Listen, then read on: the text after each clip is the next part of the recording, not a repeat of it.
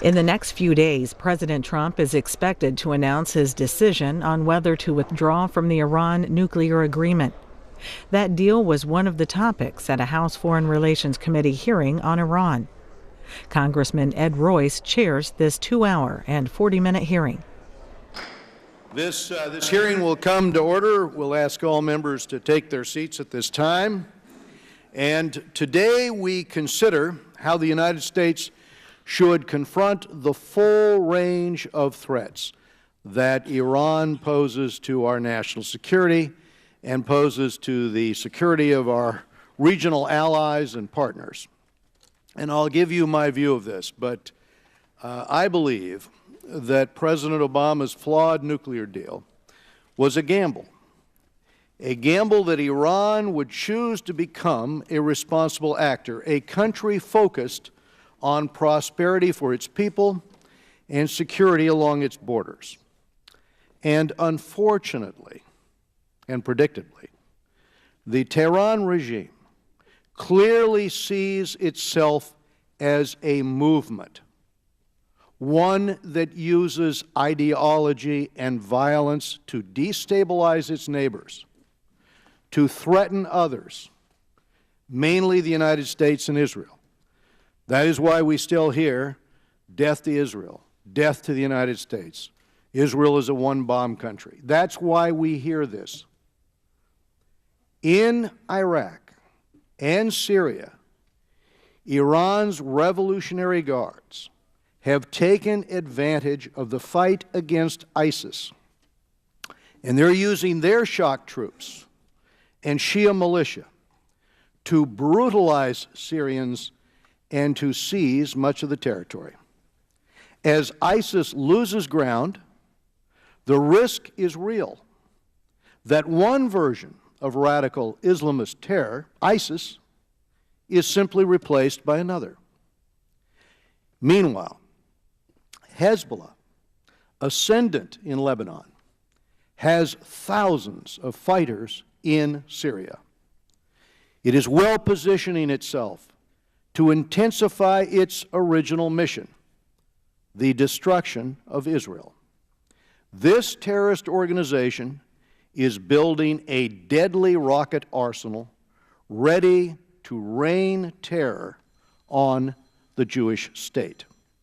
I was in Israel during the 2006 Hezbollah rocket campaign. Its capabilities then, quite substantial, are far more concerning today. This is a powder keg.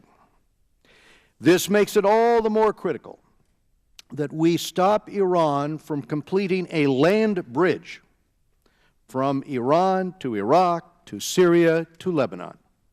This would be an unacceptable risk and, frankly, a strategic defeat. It's not just Israel's security on the line.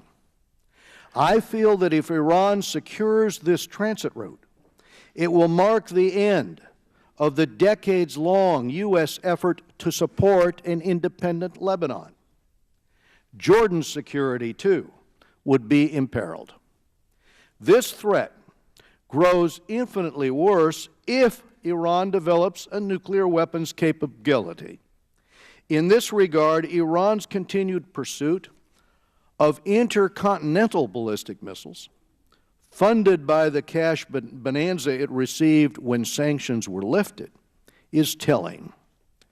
No country has run such an expensive program without also seeking nuclear warheads to go on top. These missiles are designed to hit us. While the nuclear deal may have constrained Iran's ability to produce fissile material, these restrictions begin to sunset in less than a decade, leaving Iran with an industrial enrichment capability. The reluctance of international inspectors today to demand access to military bases means that we don't know to what extent Iran is engaged in the complex, but more easily hidden work of designing a nuclear warhead. And that's why clear majorities on this committee and in the House opposed the nuclear deal. Ultimately, however, the Obama administration rammed it through anyway. And as a result, roughly $100 billion was handed over to Iran. Much of this is now in the hands of the Iranian Revolutionary Guard Corps, an incredible amount of leverage lost. As flawed as the deal is, I believe we must now enforce the hell out of it. Let's work with allies to make certain that international inspectors have better access to possible nuclear sites, and we should address the fundamental sunset shortcoming as our allies have recognized. This committee will do its part tomorrow by marking up the Ballistic Missiles and International Sanctions Enforcement Act. We must also respond to Iran's efforts to destabilize the region. This includes using our allies in Europe to designate Hezbollah in its entirety as a terrorist organization and providing the administration with additional tools to go after this Iranian proxy, as we voted to do this last week in this committee. Finally, we should be supporting the Iranian people who want a better life, who want more freedom, instead of suffering under the brutal repression of an ideologically inspired, hateful regime. We have no will towards the Iranian people. It is their government that gravely threatens us and threatens our allies. This is the approach that I believe the United States must take for our national security. Later this week, the President will make a legislatively mandated decision on certification of the nuclear deal. Whatever he decides, it is critical that the President lay out the facts. He should explain that his decision, he should explain what it means, he should explain what it doesn't mean. And then I hope, as I've tried to do here today, the President will define a responsible path forward to confront the full range of threats posed by Iran. I now will go to the ranking member for his remarks. Mr. Engel. Thank you, Mr. Chairman, and thank you for calling this hearing. To our witnesses, welcome to the Foreign Affairs Committee. Thank you all for your history of service to our country. It's very much appreciated. There's no doubt whatsoever that Iran poses a grave threat to security in its neighborhood and around the globe. In Iran, we find the world's #1 state sponsor of terrorism, a government developing illegal and dangerous ballistic missiles that could deliver a devastating weapon, a critical lifeline to the barbarous Assad dynasty in Syria, and a regime that flouts international human rights norms, brutally suppresses its own people, and unlawfully detains foreign citizens, including Americans. How to grapple with this challenge is one of the most important questions for our foreign policy and for us as lawmakers. I've long advocated tougher sanctions that go after Iran's harmful activities. Earlier this year, with the Chairman's support, we passed into law new sanctions on Iran's destabilizing activities, including its ballistic missile program, its support for terrorism, and its conventional arms transfers. This week especially, we cannot talk about how to deal with Iran without talking about the nuclear deal, whether staying in the deal will make it easier or harder to meet this challenge. I opposed the deal. I voted against the deal. Mr. Sullivan, I say this with respect and gratitude for your hard work to bring Iran to the negotiating table. But I felt the sunset provisions left too short a time before Iran could become a legitimate nuclear power. I also felt that Iran, being the #1 state sponsor of terrorism, would reap a windfall in money from this agreement and therefore could use it and would use it to carry out its terrorist activities to an even greater state than they have been in the past. But I was on the losing side of that debate. But since the deal was reached, like the Chairman, I've called for it to be strictly enforced while we look for other ways to address the range of non-nuclear challenges coming out of Iran. So today the administration seems poised to take the first step in withdrawing from the JCPOA. I must say that I view that course as a grave mistake. The United States, we in the United States, have to live up to our word. If we withdraw from the deal now, Iran would be free today from the constraints on their program and the intrusive inspections that the JCPOA puts into place. They could race headlong toward a nuclear bomb, hold all of the benefits of sanctions relief, and continue fomenting instability across the region. We need to work with allies and partners on a shared agenda that holds the regime in Tehran accountable, not dividing America from our closest friends across the globe. If we pull out of the deal, I believe we lose whatever leverage we have to drive that agenda. At the same time, walking away from the JCPOA would announce to the world, to our friends and adversaries alike, that the United States cannot be counted on to keep its word. In North Korea, we're staring down a rogue regime that already has nuclear weapons. If we pull out of the Iran deal, we would lose all credibility as we try to negotiate with the regime in Pyongyang on nuclear disarmament. One of the arguments I've heard in the last week is that the administration should withhold certification, but that we should stay in the deal anyway. I think that's trying to have it both ways. It doesn't work. I think it's a political cover for opponents of the deal who have been saying for years that we should withdraw and who are now having second thoughts. I think it's a distraction from the real issues involving Iran that demand our attention, and I think it's playing with fire. Failing to certify the deal is the first step toward ending it. That's how governments around the world will perceive it, possibly including Iran, which could spark a second nuclear crisis on top of North Korea. We need to be tough on Iran. We need tough sanctions and multilateral action to make clear that the regime will face consequences for its dangerous activities. We need to reclaim the mantle of leadership, bring countries together, and hold Tehran accountable. Saying we're going to tear up the deal sounds like tough talk, but I don't believe it won't help us meet this challenge. It would merely hamper our ability to make progress, to get tougher in the areas where we can. It would be cutting off our nose to spite our face. So I hope the President heeds the advice of Secretary Mattis and others. I hope he understands the importance of the United States keeping its commitments. If we're serious about cracking down on Iran, the best path forward is to stick with the deal, despite what I view as its flaws, and hold Iran strictly to its obligations. That will put us in a far better position to address all the other problems Iran is stirring up. So I look forward to hearing from our witnesses on these questions.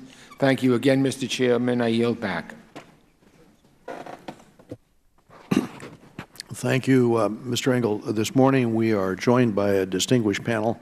We have Ambassador James Jeffrey with us. He's a Philip Solendez Distinguished Fellow at the Washington Institute for Near East Policy. Previously, the ambassador served as U.S. Ambassador to Iraq, to Turkey, and to Albania. We have General Charles Wald. He's a distinguished fellow and co-chair of the Jamunder Center Iran Task Force at the Jewish Institute for National Security of America. Previously, General Wald served as the former deputy commander of the U.S. European Command. We have Mr. David Albright, founder and president of the nonprofit Institute for Science and International Security. Mr. Albright has written numerous assessments on nuclear weapons, secret nuclear weapon programs throughout the world, and we appreciate him being with us as well. Mr. Jake Sullivan is a senior fellow at the Geoeconomics and Strategy Program at the Carnegie Endowment for International Peace. Previously, Mr. Sullivan served as a national security advisor to former Vice President Joe Biden and as the Director of Policy Planning at the U.S. Department of State.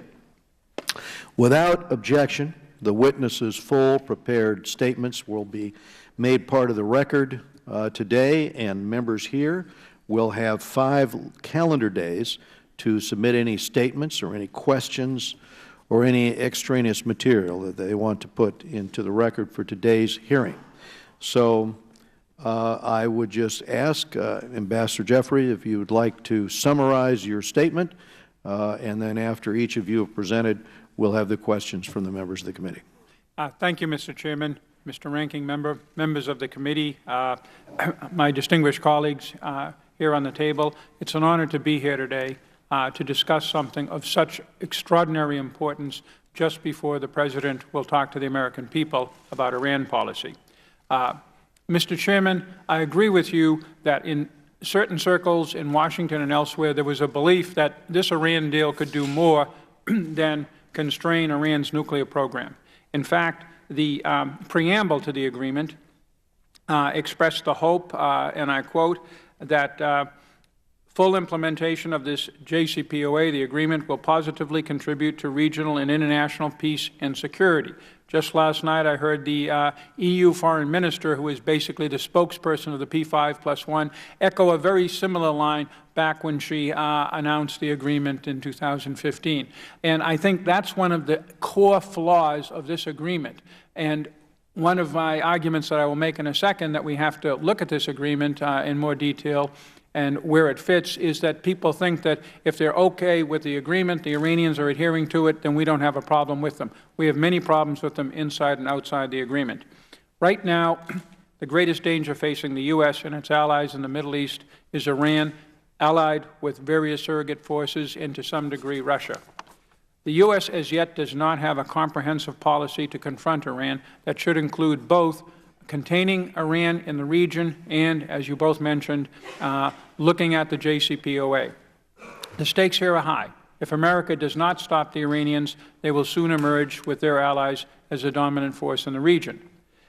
Such a policy, however, has to consider some key elements that any such policy needs to look at. I'll give you my views on them, but more important than my views are that the administration and that this body looks at each of these elements.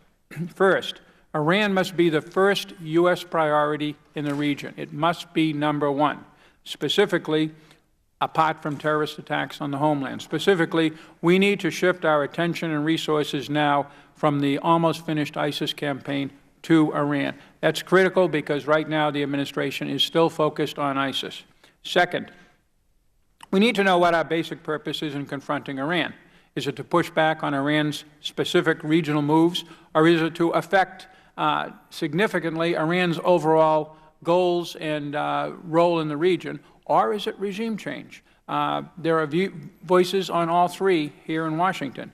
In view of the need for as broad as possible an international coalition, as both you, Mr. Royce, and you, Mr. Engel, noted, I think we should limit this to pushing back on Iran's specific actions, particularly military and paramilitary in the region.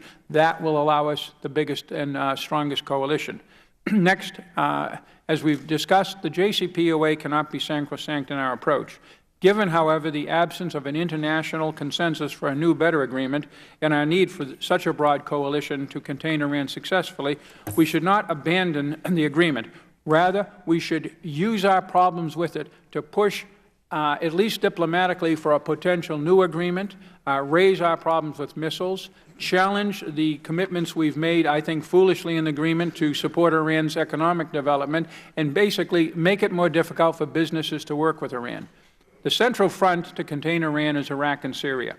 Iran's intent is to create, as you mentioned, Mr. Chairman, vassal states, as we have seen or are seeing in Lebanon, in that region. If it succeeds, it will threaten, again, as you've mentioned, Israel, Jordan, Turkey, and eventually the Gulf. But the U.S., focused on ISIS, appears to be leaving the day after in both Syria and Iraq to, in Syria, the Russians. I was just there for a week with them, and believe me, they don't want to and won't help us. And in Iraq to the Abadi government. I know him and the people around him. They would like to help us. They're not strong enough without a strong American presence. That presence includes not only diplomacy and economic help, it includes a military presence on the ground in both countries over time, ostensibly to contain Syria, but contain ISIS rather, but focused on Iran. Finally, we need to know, do we talk to Iran? We need a diplomatic plan. Do we talk to Iran? Under which circumstances? How do we signal to it? Equally important, we need to reunify this alliance. The Saudis, the Turks, the Egyptians are going in all directions. Finally, to the members of the committee, as I and many others have experienced, If you push back on Iran, they'll come at you. They'll come at you real hard. We need to know what we will do in advance, and that includes potentially striking them in their homeland. General Wald.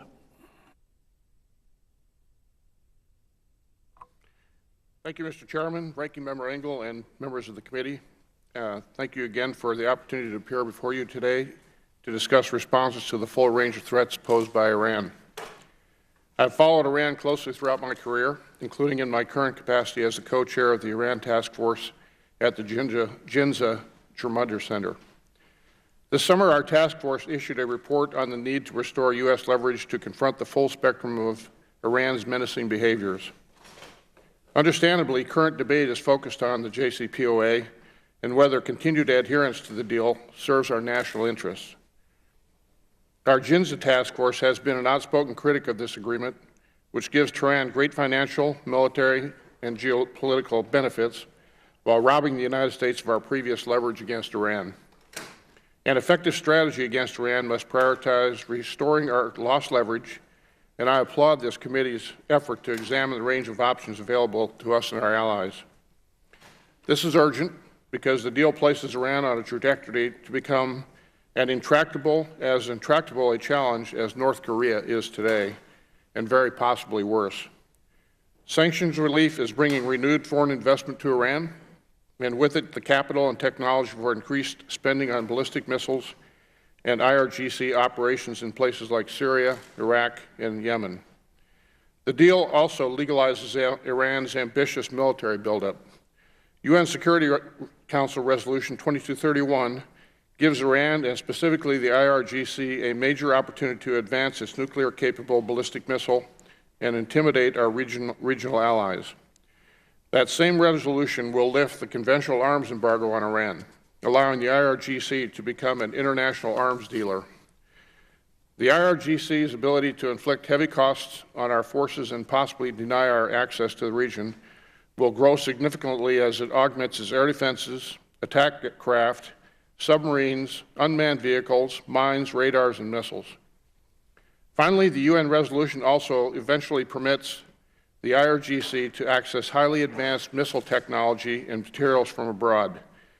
This will aid its development of a more sophisticated nuclear delivery vehicle, including intermediate range and intercontinental ballistic missiles capable of targeting the heart of Europe and the U.S. homeland. It's important to note that Tehran could push for ICBMs around the same time as it approaches nuclear weapons capability, effectively giving it a direct nuclear deterrent against the United States before the JCPOA ends. Already, Iran is moving more aggressively against us and our allies. Since day one of the deal, it has been testing more accurate and mobile multi-stage ballistic missiles with re-entry vehicles that are harder to intercept and are better suited for nuclear warheads. Meanwhile, its proxy in Yemen uses IRGC assistance to lob dozens of ballistic missiles at Saudi bases and cities, not to mention targeting U.S. Navy ships. I was told yesterday that the Houthis in Yemen have shot 63 Scuds in Saudi Arabia over the last days, which, by the way, because of the PAC-3 missiles, the Saudi Arabians have been able to defend against, but it's growing. Overall, if Iran does not materially breach the JCPOA, the deal already is a boon to its dangerous ambitions and a strategic disaster for us. We need a coherent set of responses to reverse this untenable strategic imbalance before it continues from bad to worse. I applaud this committee for its tireless efforts to pressure Iran and Hezbollah through sanctions. Such measures are necessary, but their message and impact must be reinforced with military leverage. First, American officials should make clear they are preparing contingency plans to defend against further Iranian tests of nuclear-capable missiles. This must include unequivocal threats to shoot down future tests if necessary. Second, we must undertake concrete military preparations, including a forward deploying part of our Aegis-equipped missile defense fleet to the Persian Gulf. Congress should consider requiring the Pentagon adopt these and other changes as part of the broader reassessment of U.S. force posture and contingency planning for the region. Third, we need a post-ISIS strategy and a force presence in Syria to prevent Iran from dictating the country's future and consolidating its land bridge. Fourth, we need to augment the new MOU on defense aid to Israel by removing artificial caps on missile defense, especially given Iran and Hezbollah's growing presence in the Israeli northern borders. And fifth, we need to work with Saudi Arabia and UAE on robust theater missile defense and potentially help transfer Israeli missile defense systems to the country. Finally, we need to ensure the interoperability of air and maritime defenses between the United States and Gulf allies to counter Iran's growing capability thanks to the nuclear deal. Regardless of the JCPOA's future, these measures will demonstrate resolve to roll back Iranian aggression and dissuade the regime from advancing toward nuclear weapons capability. I thank you, Mr. Chairman, for my time, and I look forward to the committee's questions. Thank you, General Wald. Mr. David Albright. Thank you, Chairman Royce, Ranking Member Engel, and other esteemed members of this committee. We are 1 week away from the 2-year anniversary of Adoption Day, the day when the Iran nuclear deal came into effect. It is clear now that Iran is no South Africa, which should serve as a benchmark to evaluate any country giving up a nuclear weapons program, coming into compliance with the Nuclear Non-Proliferation Treaty, and building a peaceful relationship with its neighbors. In contrast, Iran has only temporarily frozen its most threatening nuclear weapons capabilities. It has maintained since implementation day as a matter of policy that it will not allow IAEA inspections of its military sites. Finally, Iran has continued its threats against U.S. national interests and has conducted a range of malign behaviors. Few believe anymore that Iran will change enough over the next several years that it will no longer seek nuclear weapons once the JCPOA nuclear limitations begin to sunset. The first nuclear sunset of note is 8 years after Adoption Day, or 6 years from now, when Iran can scale up advanced centrifuge manufacturing. But there are 2 non-nuclear sunsets that lend urgency to acting now. UN Security Council restrictions on arms-related transfers to and from Iran end in 3 years. Restrictions on any activity related to ballistic missiles designed to be capable of delivering nuclear weapons end in 6 years. And those dates could be moved up if the IAEA reaches what's called a broader conclusion and signs off on Iran's nuclear program. By the time the nuclear sunsets start to occur six years from now, Iran is expected to be conventionally armed to the teeth and poised to develop nuclear-capable missiles able to strike Europe and eventually the United States.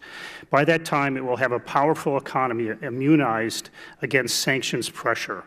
So waiting to undo these sunsets means waiting until the United States would face a well-armed, well-funded Iranian military on the cusp of putting nuclear weapons on long-range ballistic missiles. This future is not acceptable, and this dire future occurs by Iran simply following the letter of the nuclear deal and Resolution 2231. However, Iran has neither fully complied with the nuclear deal and Resolution 2231, nor fully implemented the nuclear deal. With regards to the nuclear deal, Iran has violated the deal on many occasions, exploited loopholes, pushed the envelope of allowed behavior, and avoided critical verification requirements.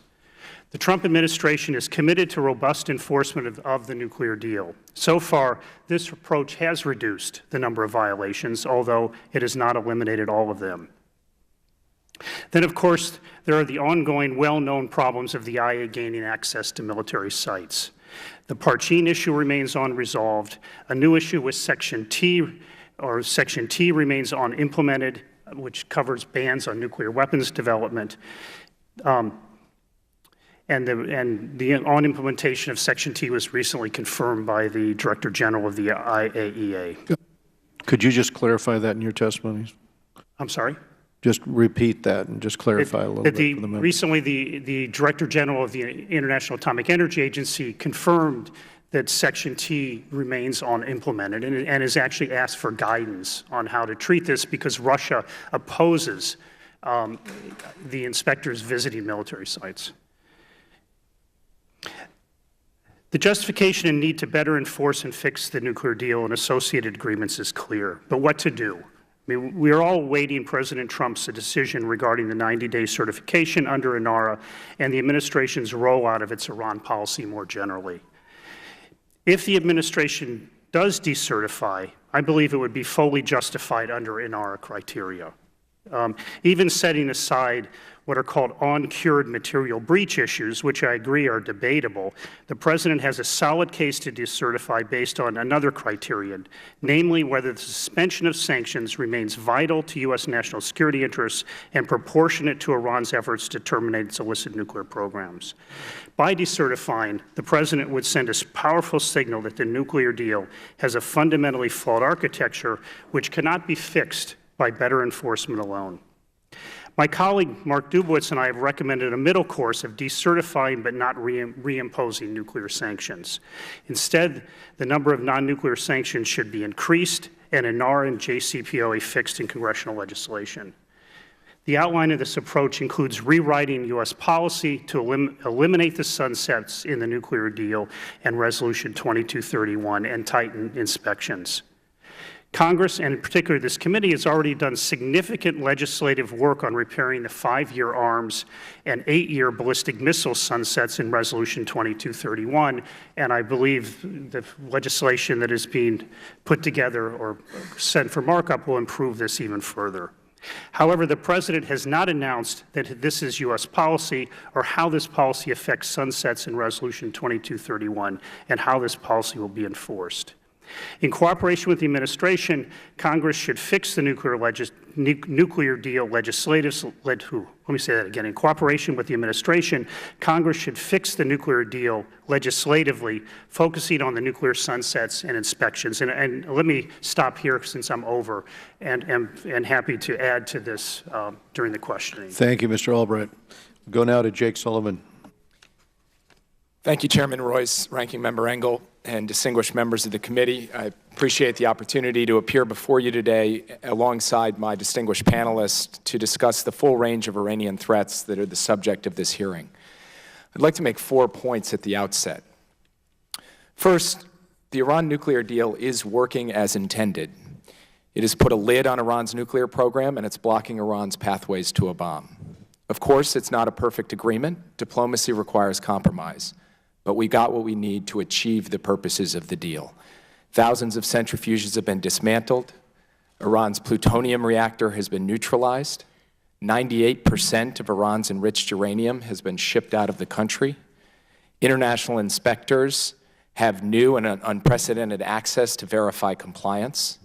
And all of this was achieved by diplomacy backed by pressure that was implemented to a certain extent by this committee, without the United States having to fire a single shot. Today, the IAEA, the U.S. intelligence community, and the Israeli security establishment have all assessed that Iran is complying with the deal. Secretary Mattis has testified that it is in America's national security interest. So it makes no sense for President Trump to decline to certify. The deal does not solve all problems with Iran for all time, but it solves a key problem at this time. And this brings me to the second point, which is the nuclear deal does not preclude the United States from taking decisive steps to confront and counter Iran's malign activities in the region. The fact that the JCPOA does not address Iran's sponsorship of terrorism or its regional aggression is no concession to Iran. This was an arms control agreement, not a treaty of goodwill, and we specifically designed the deal to preserve our right and our capacity to counter Iran on all of these fronts. Today, we maintain the means to pursue a multidimensional, whole-of-government strategy to counter Iran's malign activities across the board. We can impose costs for their continued pursuit of ballistic missiles, deter and disrupt their financing of terrorism, work with our allies and partners to curb their regional aggression, and support the aspirations of the Iranian people. We can also take steps to address the continued detention of American citizens in Iran. And we can do this while relentlessly enforcing the Iran nuclear deal. This brings me to my third point. The best strategy to counter the full range of Iranian threats is to commit to the deal and, to borrow a phrase from the chairman, enforce the hell out of it, not cast it into doubt and raise questions about America's credibility. We want our partners around the world to ramp up pressure on Iran's malign activities in the region. We want our European partners to stop making the artificial distinction between Hezbollah's political and military wings. But it is a lot harder to get them to focus on these broader Iranian threats, the threats that are the subject of this hearing today, when all of their attention is on the question of will he or won't he walk away from the deal. To put it simply, it is a lot harder to get cooperation from our partners to counter Iran when they are thinking more about the risk that Washington poses than they are about the risk Tehran poses. Committing to the deal, rather than playing games with it, will not only help us marshal pressure on Iran for its regional activities, it will help us more effectively implement the deal itself. The deal does provide the IAEA access to military sites in Iran. If our partners trust in our good faith, they will be more likely to join us in adopting a more assertive approach to enforcement. And our entreaties to the IAEA to enforce these aspects of the deal will not be met with suspicion about what we're really up to. Experience has taught us that when Iran is isolated and the world trusts America, we can rally the world to hold Iran to account. Let's get back to that. Fourth, walking away from the nuclear deal would be a disaster for the United States. Iran would resume its march towards a nuclear capability, and the rest of the world would be deeply skeptical about joining us in rebuilding the global sanctions regime. Without a deal, we would be quickly faced with the very same painful choices we are currently facing with North Korea. These are choices we don't currently have to confront with Iran, precisely because this agreement is in place. We already have to grapple with one nuclear crisis right now, as this committee knows well. Why would the administration want to create a second one? This defies not only sound strategic thinking, but also simple common sense. Thank you, and I look forward to answering your questions. Thank you very much, Mr. Sullivan. Let me say that in August, I was in the Middle East, and I wanted to ask Ambassador Jeffrey a question here, because you made it very clear that allowing Iran to complete the land bridge or the corridor across Iraq and Syria to Lebanon would risk, in your words, a strategic defeat. And I wondered if you could explain to us what you presume the impact will be on Lebanon, on Israel, and on Jordan. How could we work with our partners on the ground to block this effort? Thank you, Mr. Chairman. First of all, people have, including some in this administration, have poo-pooed the idea of a land bridge. Well, it's long and it's a desert. I've been out there, you've been out there, a lot of us have been out there. Tier trucks roll around the Middle East deserts all of the time. The Iranians, for good reason, fear, because we've done it, we did it with Turkey a few years ago, we've done it in other areas, they fear our ability to intercept and force down aircraft if we really get upset with Iran. We control the air in the Middle East.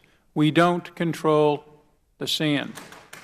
That's what they want to do. It's a lot easier to move things by semi-trailer than it is by even jumbo jet, and the Iranians don't have many of them. The things they want to move are weapon systems, particularly, as you said, even more advanced rockets, missile systems, and components so that Hezbollah can build such systems. We're seeing that now in Israel and Syria. To threaten Israel and threaten other allies. We see how upset Jordan is at Hezbollah moving close to its border. Turkey is very concerned about not just the PYD, but they're concerned about Assad trying to wreak revenge for Turkey's support for the opposition. Turkey thinks it can cut a deal with Russia. It can in the short run. In the long run, Turkey's turn to be invited back out of Syria will come, believe me, just like Israel will be told no longer to operate in the air there. That's, I think, what's going to happen. We see this with Lebanon, particularly the control de facto of the government by Hezbollah and thus of Iran. We saw that recently with the Lebanese government's agreeing to ISIS fighters being transferred to the Iraqi front, basically, to the shock of the American administration. And the idea that Syria and ultimately Iraq will be dominated by these alternative forces, political, military, like Hezbollah, like the militias in Iraq, who are loyal to Tehran and will ensure that Tehran's interests are met. And that brings me to the follow-up to that, to General Wald. In 2006, I watched those rockets come down in Haifa. I went down to the Rambam Trauma Hospital. There were 600 victims. They had at that time in Hezbollah's arsenal about 10,000 of these left. Today, they probably have, let's say, 120,000. General Wald, the fact that Iran is building in southern Lebanon and in Syria across from Israel factories to make additional rockets. When I was there, each one had 90,000 ball bearings in it, so you can imagine the damage it did when it came in on a civilian area. What can we do to help Israel respond to this obvious threat, since they keep telegraphing the punch that they intend to deliver? Yeah, Mr. Chairman, I think that's the real issue long term.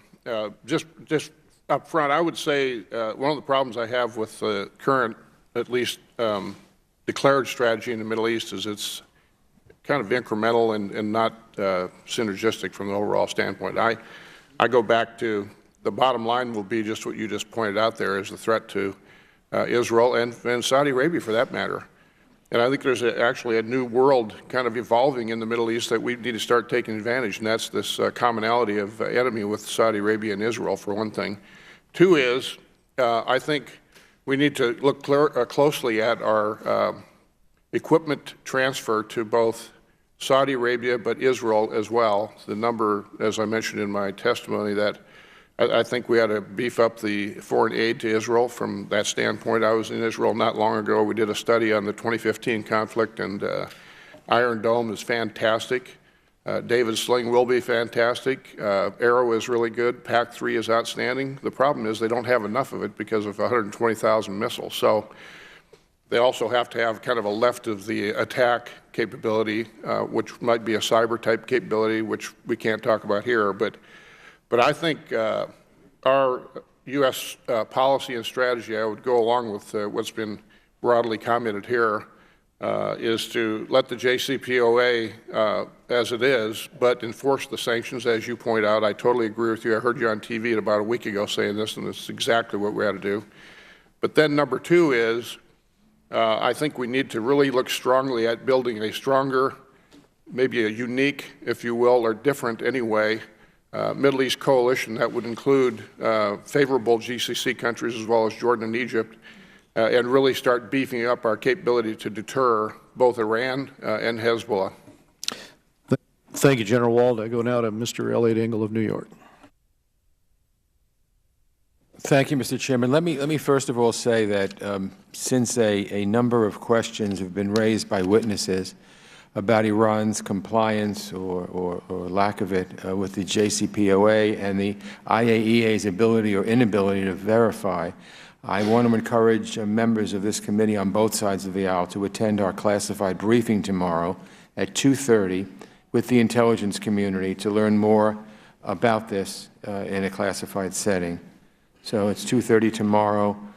Talk about the IAEA's ability or inability to verify and Iran's compliance with the JCPOA.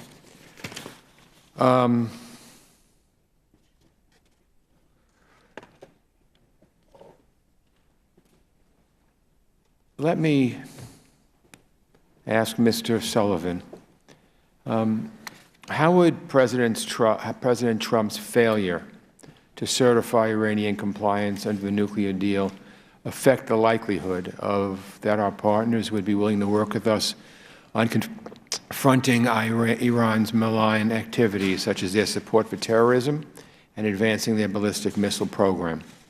That's a concern I have. I think it will have a negative impact for a couple of different reasons.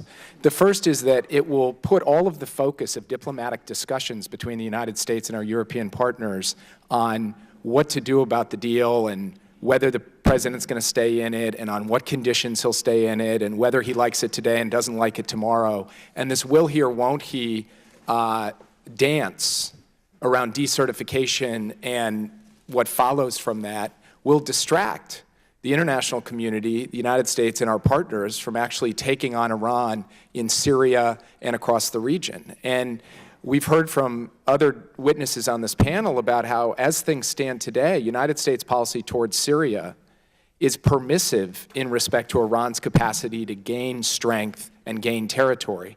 And we need to be working with our partners and focused on that as job number one right now. The second thing that I think it will do with respect to our partners is make them worried that if they actually worked hard with us on a broader strategy against Iran, whether or not we'd have the staying power, the credibility to go with it.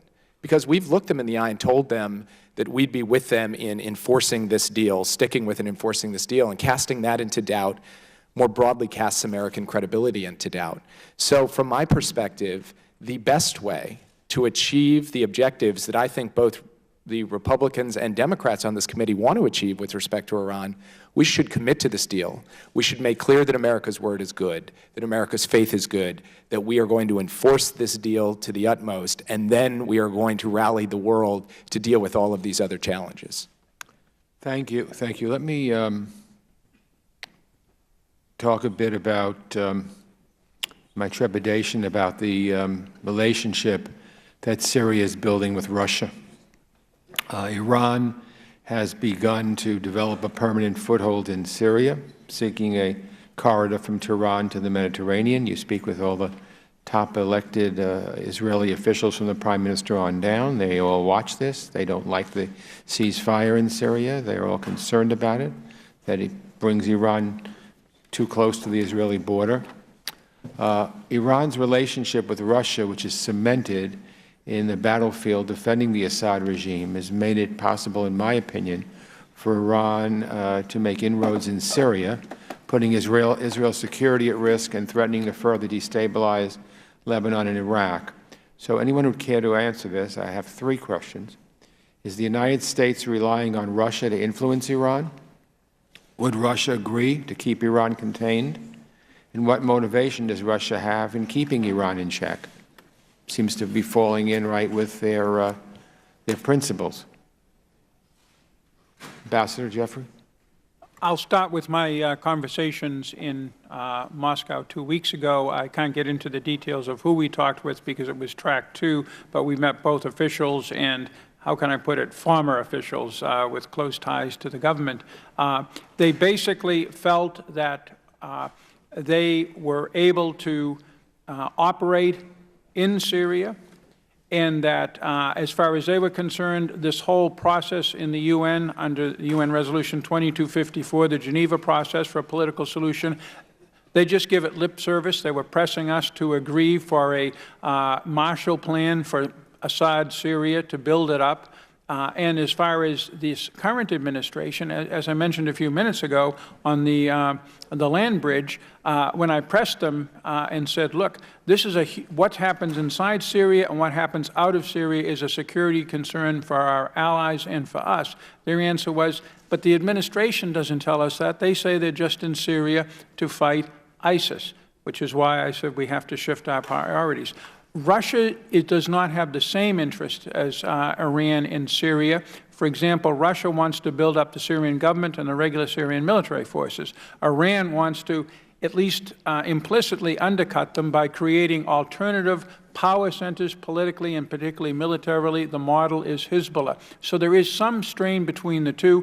Russia also realizes that Israel and other countries are looking to Russia to constrain Iran, and it may be that Russia will be playing that mediator role. But that isn't good for us either, for Syria to be a threat to the region that is mediated only by Russia and not by us, because the way this place has worked for the last 30 years is we've been the country that has come in and kept things under wraps. So I do not think that Russia is fundamentally at odds with Iran in Syria. I don't think the differences are that big. I think that we, as a government, if we have a specific policy, which we don't have yet, we might be able to use Russia on the margins, but not too much, because they are basically an anti-status quo power, as is Iran in the region, and we and our allies are status quo powers. It's that simple. Ileana Ros-Lehtinen of Florida. Thank you so much, Chairman Royce. It's abundantly clear that at this point, this fanciful notion that if only we come to a nuclear agreement with Iran first, then Iran would be willing to engage on the rest of its illicit activity has proven to be just that, fanciful. And Mr. Albright, you raised the possibility of the issue of non-implementation of Section T, and that verification of this section would undoubtedly require IAEA access to military sites. Has Iran been granting the IAEA access to military sites, yes or no? Not since implementation day. Thank you.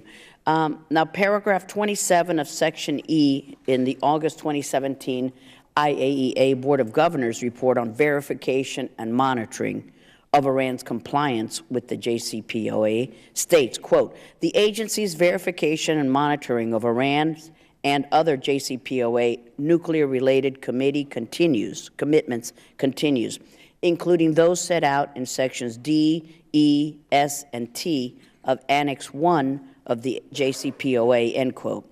If the IAEA is not getting access to military sites to verify Section T, how is verification and monitoring of this section taking place, and how is Iran in compliance?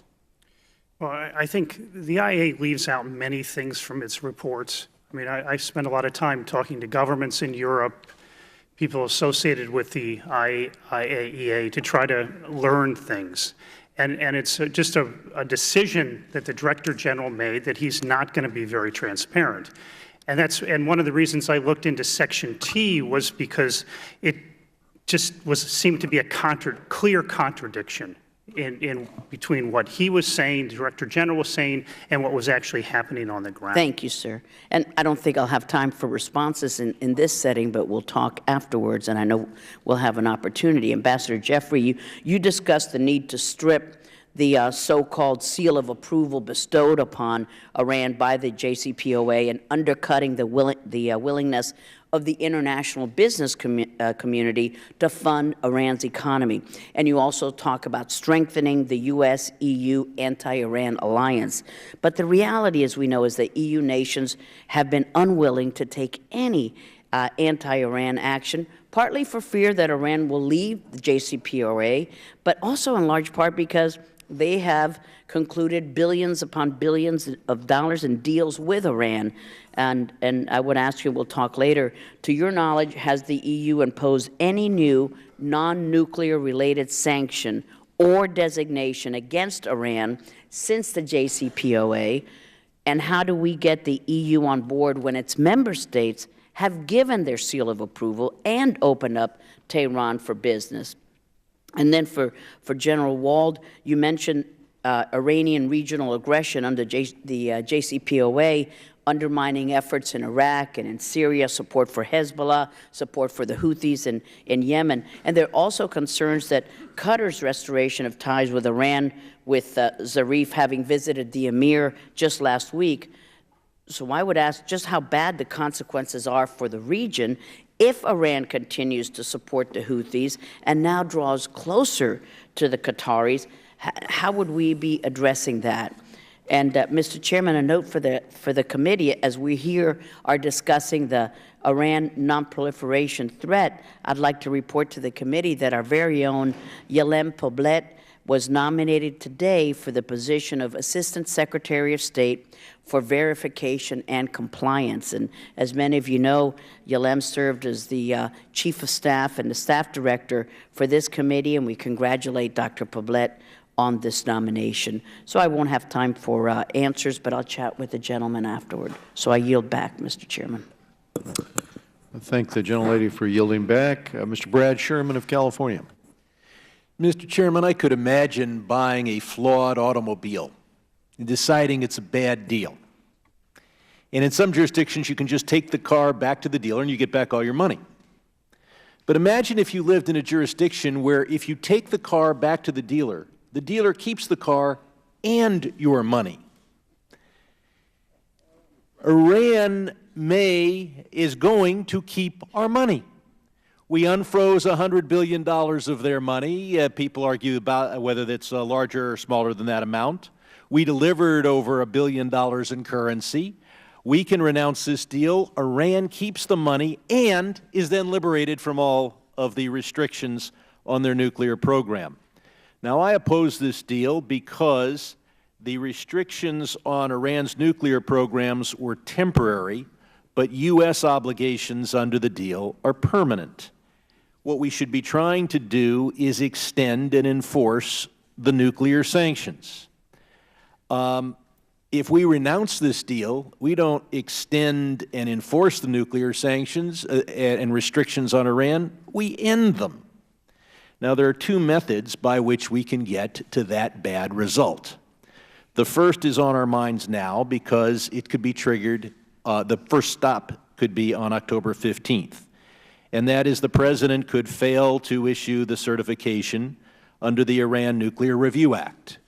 I think if he did that, the press might overplay it, but all it does is change Senate rules. It says that there could be a bill that would get immediate or 60-day attention, or would get expedited attention in the Senate to reimpose one or more of the sanctions that we agreed to get rid of as part of the JCPOA. And they'd need 50 votes instead of 60. I don't think the Senate will use that. I don't think that they will impose the sanctions because I don't think they want to take back the car and let the dealer keep our money too. The other way, is that we could reach the same bad result, would be in January of next year, because the only way the JCPOA works is for the President to issue waivers under at least four different sanctions bills, and all of those sanctions waivers expire in the middle of next January. Now, if the President were to fail to issue those waivers, then, regardless of the wisdom of Congress, we would get the bad result. So my hope is if the President has to do something based on his need to repudiate anything that Mr. Obama is associated with, that he would take the action that just kicks the matter to Congress, and then Congress could wisely refuse to make a bad decision.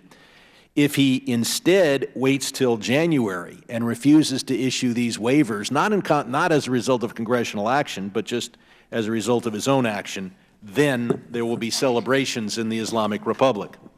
What we need is more sanctions with European support. The way we get those is, as Mr. Sullivan points out, we're free to impose sanctions for their other evils. And a number of us asked John Kerry about this in July of 2015 when he came before us. I specifically asked about the central bank sanctions.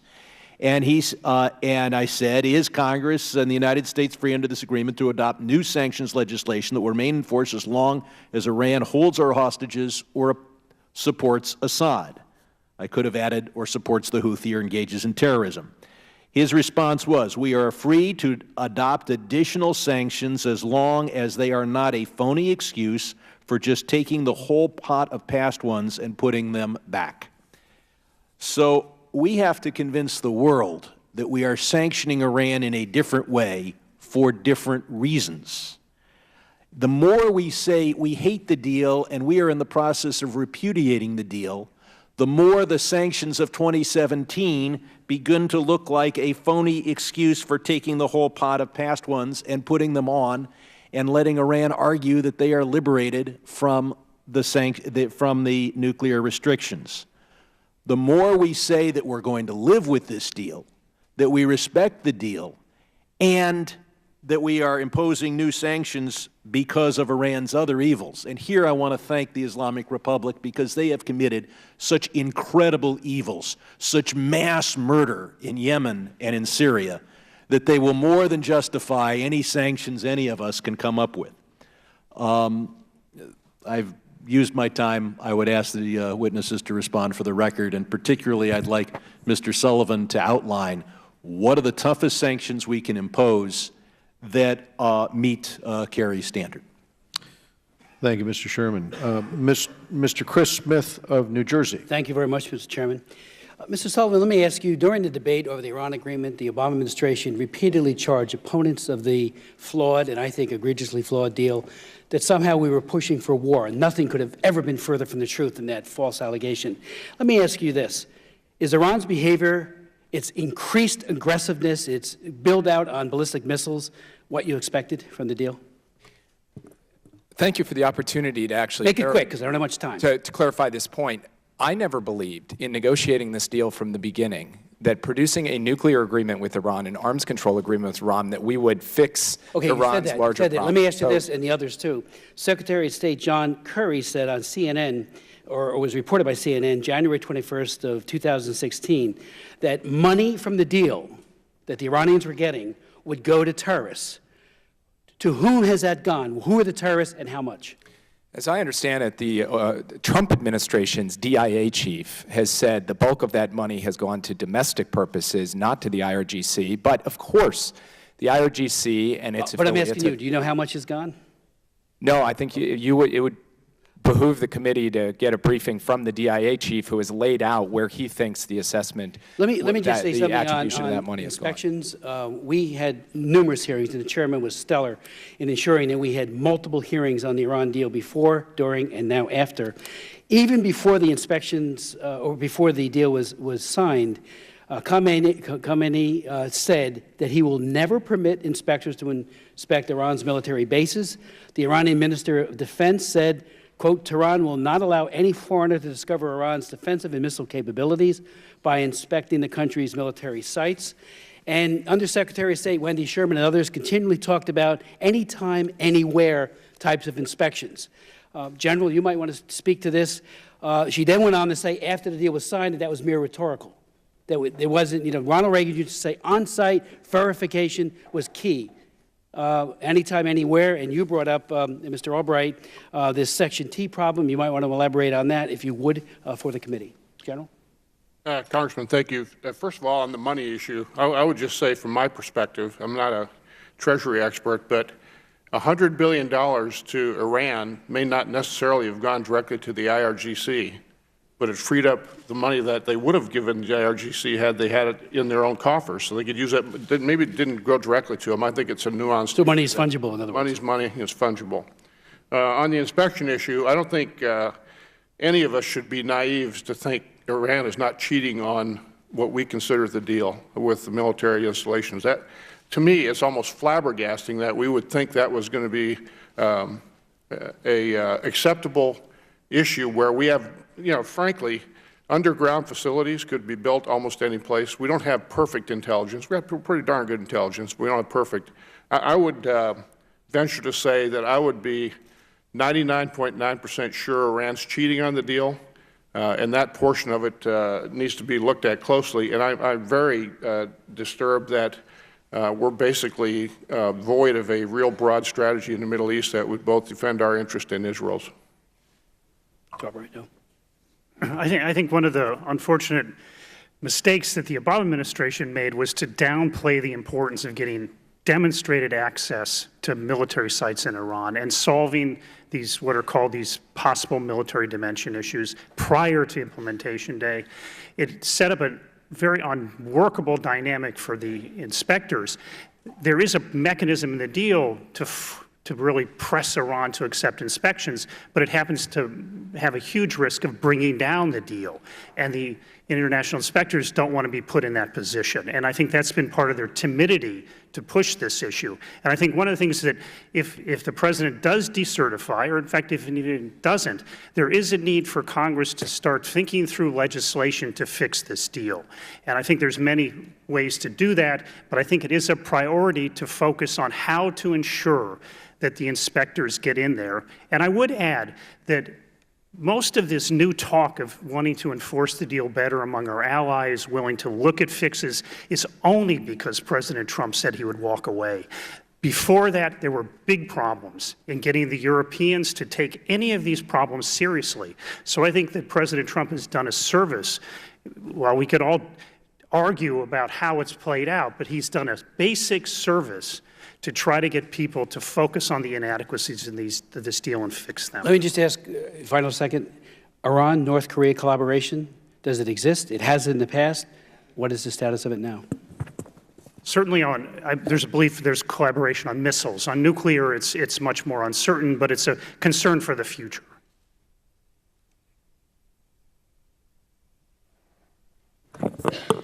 Mr. Greg Meeks of New York. Thank you, Mr. Chairman. Well, first, I just got to make a comment, General Wald, that your last statement, clearly speculation is 90%. It's pure speculation. And speculation without facts, sir, is very dangerous. So I just have to make that comment. I don't need an answer, but I just need to make that statement because I would just say one thing. There's 0.1%, it's very dangerous. 0.01% that is. Number two is dangerous. no. Sir, I only have a limited time. I'm reclaiming my time.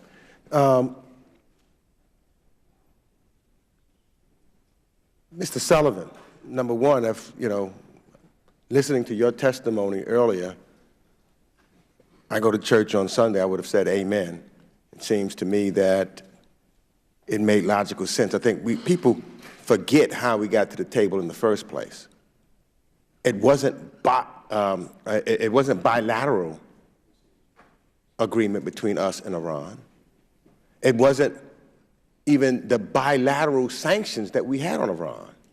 It is the fact that we did lead, was able to get the other countries to work with us and for them to also apply the sanctions multilaterally that brought them to the table so that we could discuss one issue, which our focus was to prevent them from having a nuclear weapon, as you've appropriately said.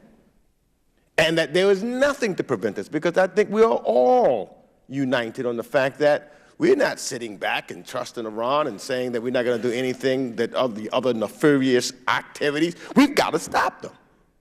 And we've got to use, other sanctions. We've got to continue to try to unite and bring our allies together, as we did on this agreement to prevent Iran from having a nuclear weapon.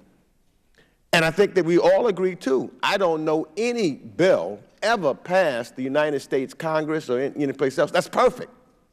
There's no bill that's perfect. We always negotiate, and no one gets their way 100%. That being said, I would be interested to know, Ambassador Jeffrey, you heard the testimony of Mr. Sullivan. Is there anything that you disagree with that Mr. Sullivan said?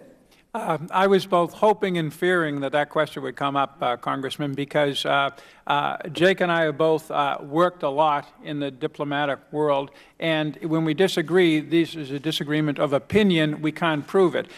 Here's the problem with this agreement and our allies. First of all, our allies in the region are happy if we not walk away from the agreement, but we can certainly do quite a bit on it. We're really talking about our allies in Europe.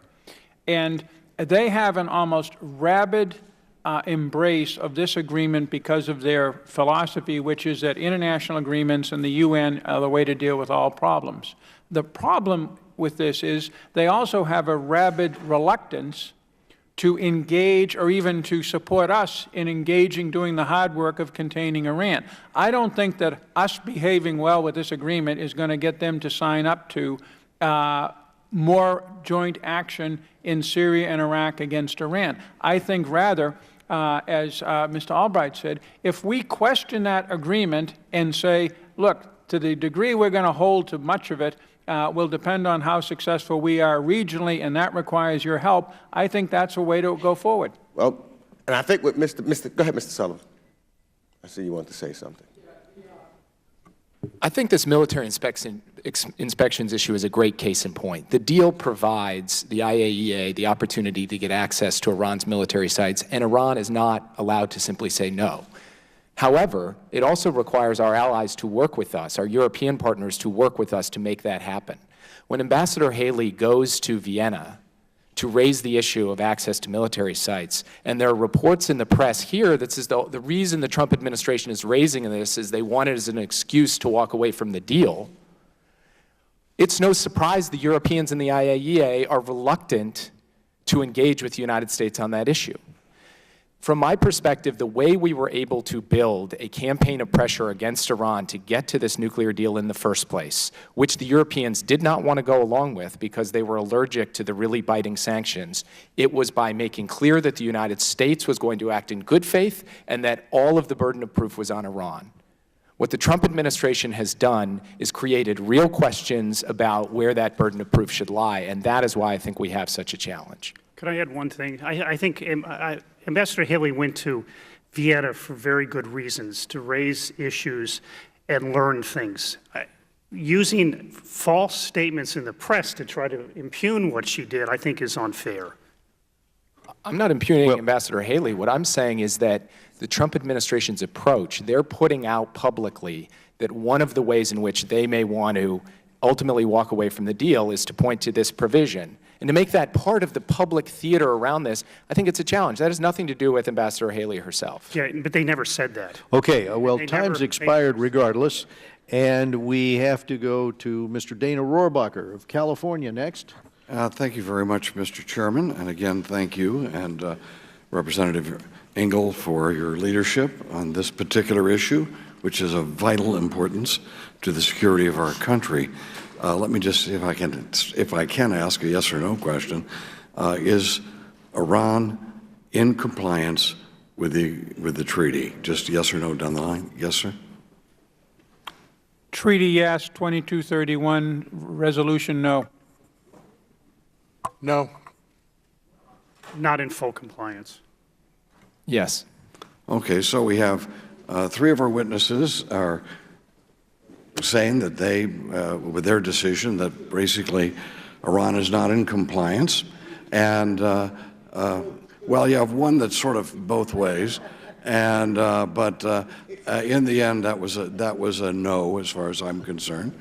General, let me just note, we have to push buttons here, yes or no, when we go to vote. And when you got 99% of something, you feel something is right, 99%, that is a really easy vote for us to make.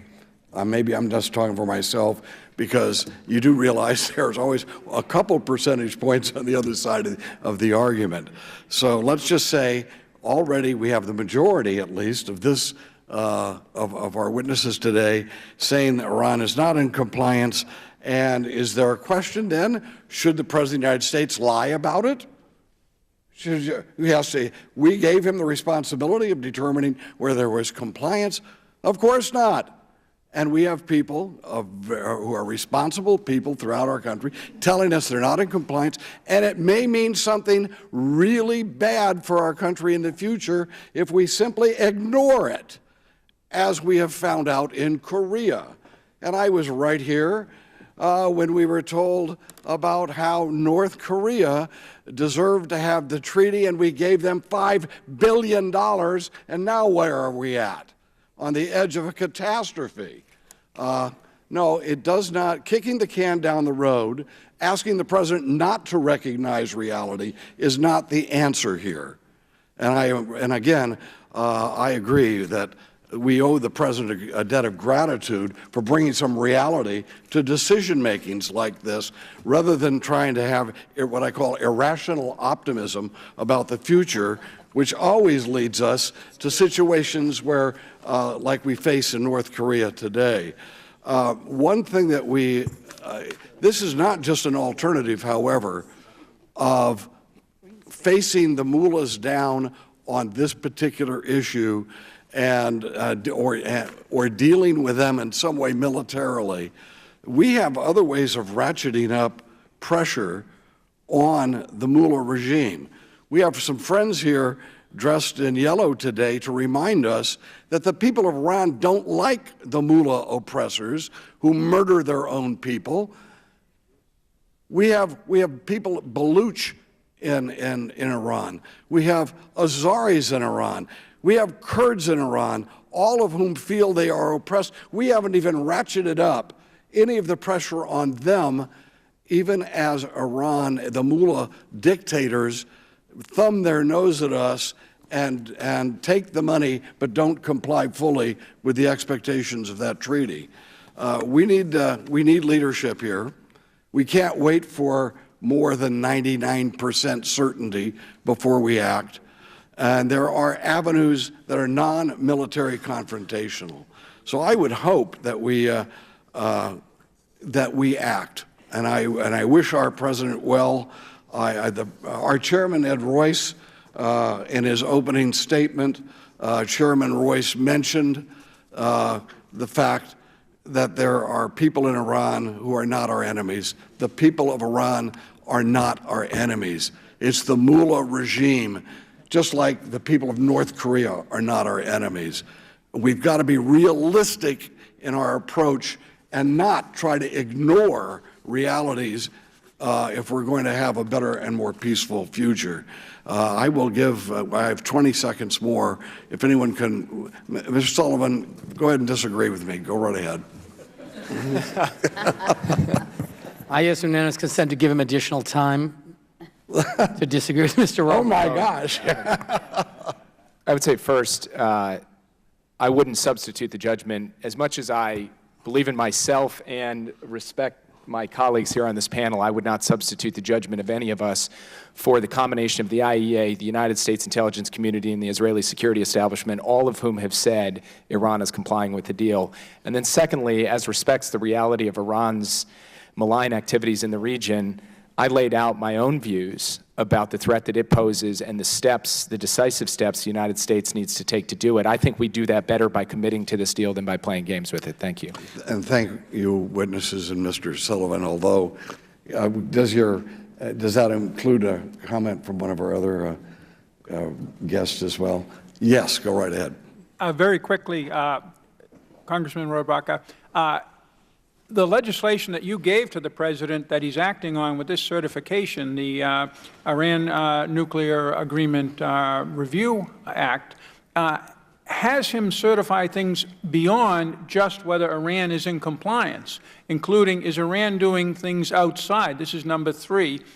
Is Iran doing things outside of the agreement, covert or others, for its nuclear weapons program? Arguably, its missiles would put it in that category. And number 4 is it in our vital national interest? I think that the President has room to take one of several positions here without necessarily challenging Mr. Sullivan's view that technically Iran is in compliance with the agreement, not the UN resolution. Okay, we go now to Mr. Ted Deutsch of Florida. Thank you, Mr. Chairman. Thanks to you and the ranking member. Thanks to our really esteemed group of witnesses here today.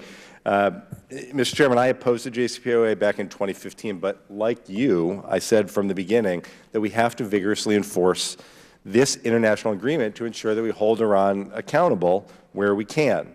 And while I continue to have some concerns, I believe the President's own Secretary of Defense and his own Chairman of the Joint Chiefs and the opinions that we've heard today that walking away from the deal is simply not in our interest. And Mr. Albright, you presented some of the dangers of the deal's sunset provisions. And beyond the ability of Iran in 8 to 13 years to ramp up centrifuge design and construction, increase enrichment activity, and pursue heavy water, there are conventional weapons sunsets coming even sooner. In just 3 years, UN restrictions on conventional weapons transfers expire. In 5 years, the sanctions on the missile program expire, and the EU arms embargo expires. And I think people are right to focus on the implications of these provisions lapsing. But if we walked away from the agreement tomorrow, if the President pulled us out of the JCPOA, those sunsets would effectively drop from a decade to a day, since Iran would be freed of its obligations under the deal. That's the implication of what happens if the President chooses to pull us out of this deal. Now, Mr. Albright, in your testimony, you recommend a policy whereby the JCPOA is but one aspect of many aimed at confronting Iran's malign activity. I could not agree more. And that is precisely why Congress passed targeted Iran sanctions earlier this year, which includes a host of new authorities for the President to combat Iran's support for terror groups like Hezbollah, IRGC's regional meddling, ballistic missile development, and their appalling human rights record.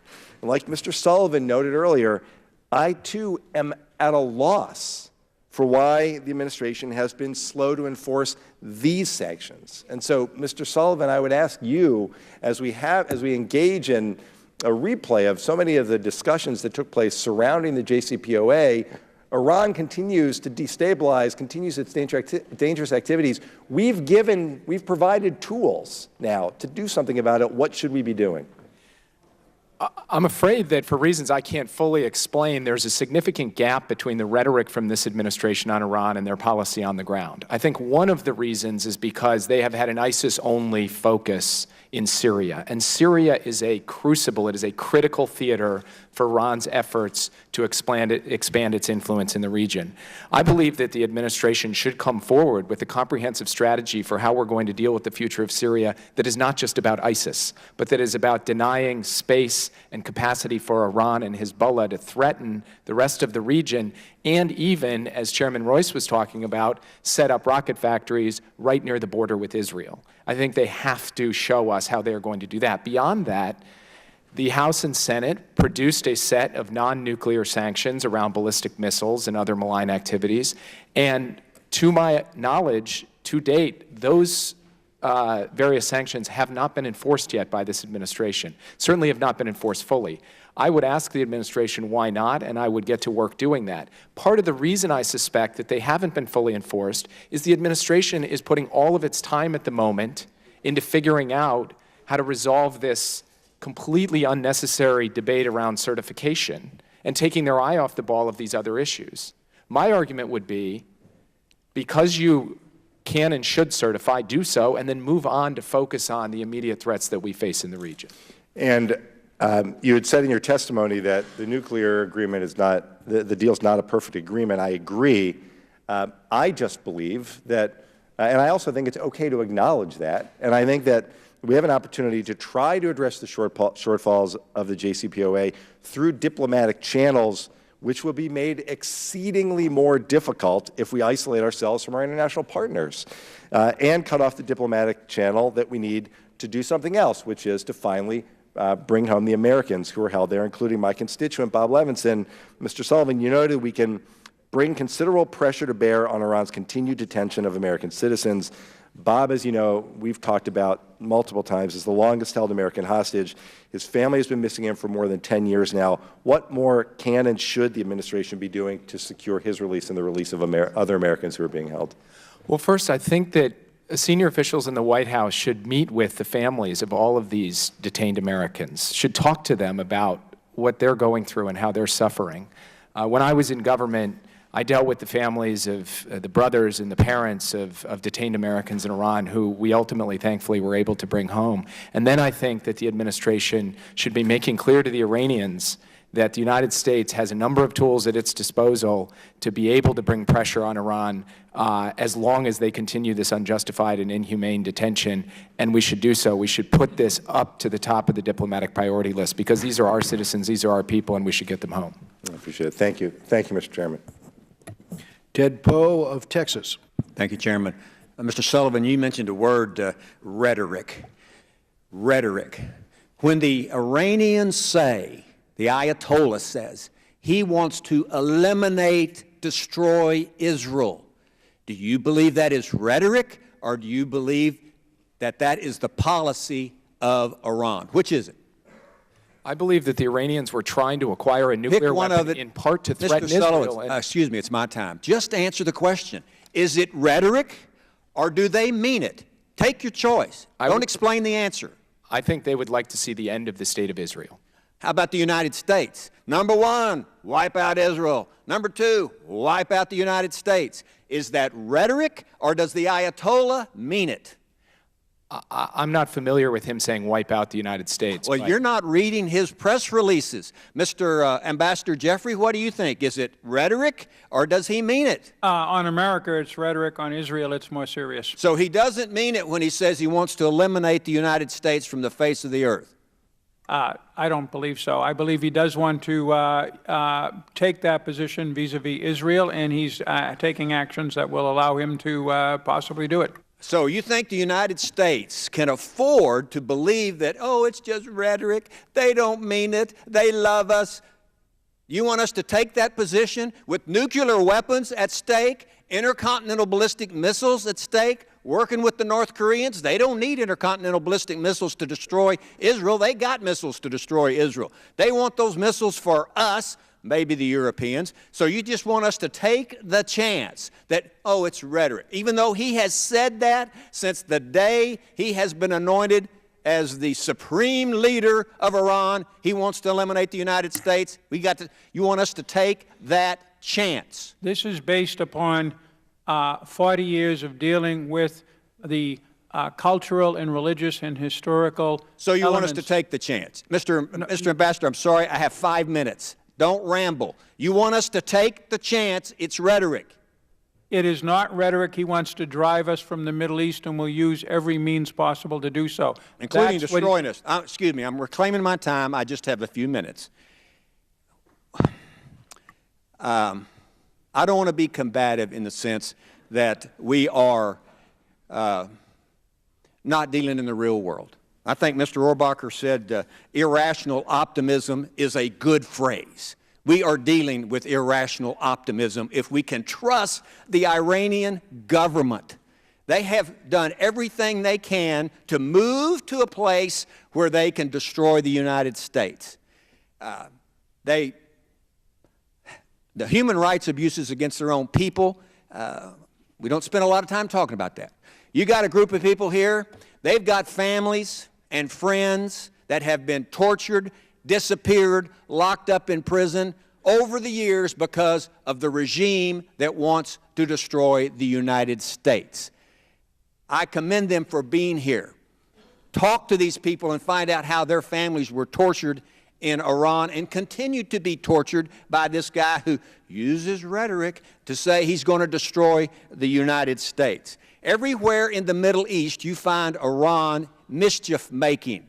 We had a hearing in our terrorism subcommittee last week. We used this map to talk about the fact that the Iranians are using terrorist groups in Afghanistan, Iraq, Syria, Yemen, West Bank, the Gaza Strip, Bahrain, and Lebanon. Everywhere there's a turmoil in the Middle East, there's the Iranian government doing what they can through the IRGC or terrorist organizations. We need to take these people serious when they say that they want to eliminate Israel and they want to eliminate the United States. I think we're dealing in, like I said, irrational optimism if we think anything different. So, without using Trump rhetoric, I think the President is being a realist about the world situation. We over here, and the Europeans especially, who have a history of not dealing with actual facts, especially when countries that want to take over the rest of us. So we do what we can to stop what they are doing. Now, maybe it's the deal. Maybe it's I'd like a refund on that $150 billion we gave to them. Maybe it's to stop the intercontinental ballistic missiles, because that's not rhetoric. They're actually developing those, in my opinion, with the North Koreans. And you got these two rogue states in the world who keep talking about they want to destroy the United States. Maybe we should say, okay, we're going to be prepared, rather than say, well, you really don't mean it. So I know I've gone over, Mr. Chairman. I apologize, and thank you, gentlemen. Thank you, Judge. Well, unfortunately, General Wald had to leave us for a previous commitment, but we appreciate his time and willingness to continue the conversation, as he's indicated to us, with the members here. We now go to Congresswoman Karen Bass of California.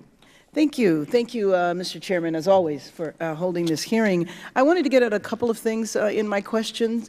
One is the differences between you when I think it was two of you said Iran was not complying, and you, Ambassador, said that Iran was complying but not with the resolution, and then Mr. Sullivan said there was compliance. So I wanted to understand what the differences were, where you think Iran is not complying, and what is the difference between Mr. Albright and Mr. Sullivan. And then I also wanted to ask a couple of questions related to the consequences of us walking away, if we did.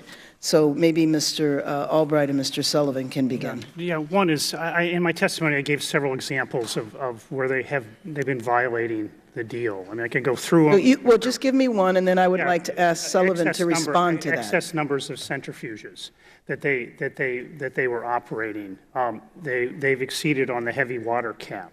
Okay. And I could name 5 or 6 others. That's fine. But I want to make another point. Okay, quickly. Clarification. The International Atomic Energy Agency does not rule on whether Iran is in compliance. It's a misstatement to say that their reports or the statements of the Director General are saying Iran is in compliance. Okay, thank you. Mr. Sullivan, could you please respond? Yes, I think Mr. Albright would agree that these two examples he just gave, both of which have been cured, were not material breaches of the agreement. In fact, that is why in his public writings, Mr. Albright has tended to rely on the "it's not in our interest" prong of the certification rather than the compliance prong. I would also say that what Ambassador Jeffrey said in terms of the distinction between the UN resolution and the deal is correct.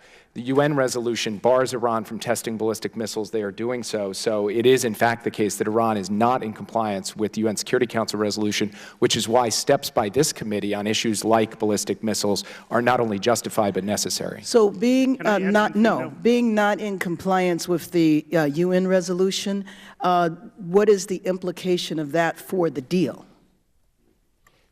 I've talked to the Iranians on that, and they say, well, we didn't agree to that, but it turns out that the UN resolution is under Chapter 7, which has the force of international law. And it's not just the missiles, it's also arms transfers. In fact, that's stronger language in the resolution. What it does is, again, it casts into doubt what Iran is trying to do in the region, why it doesn't adhere to those resolutions, that resolution. And again, it raises questions about the political environment in which this deal was done.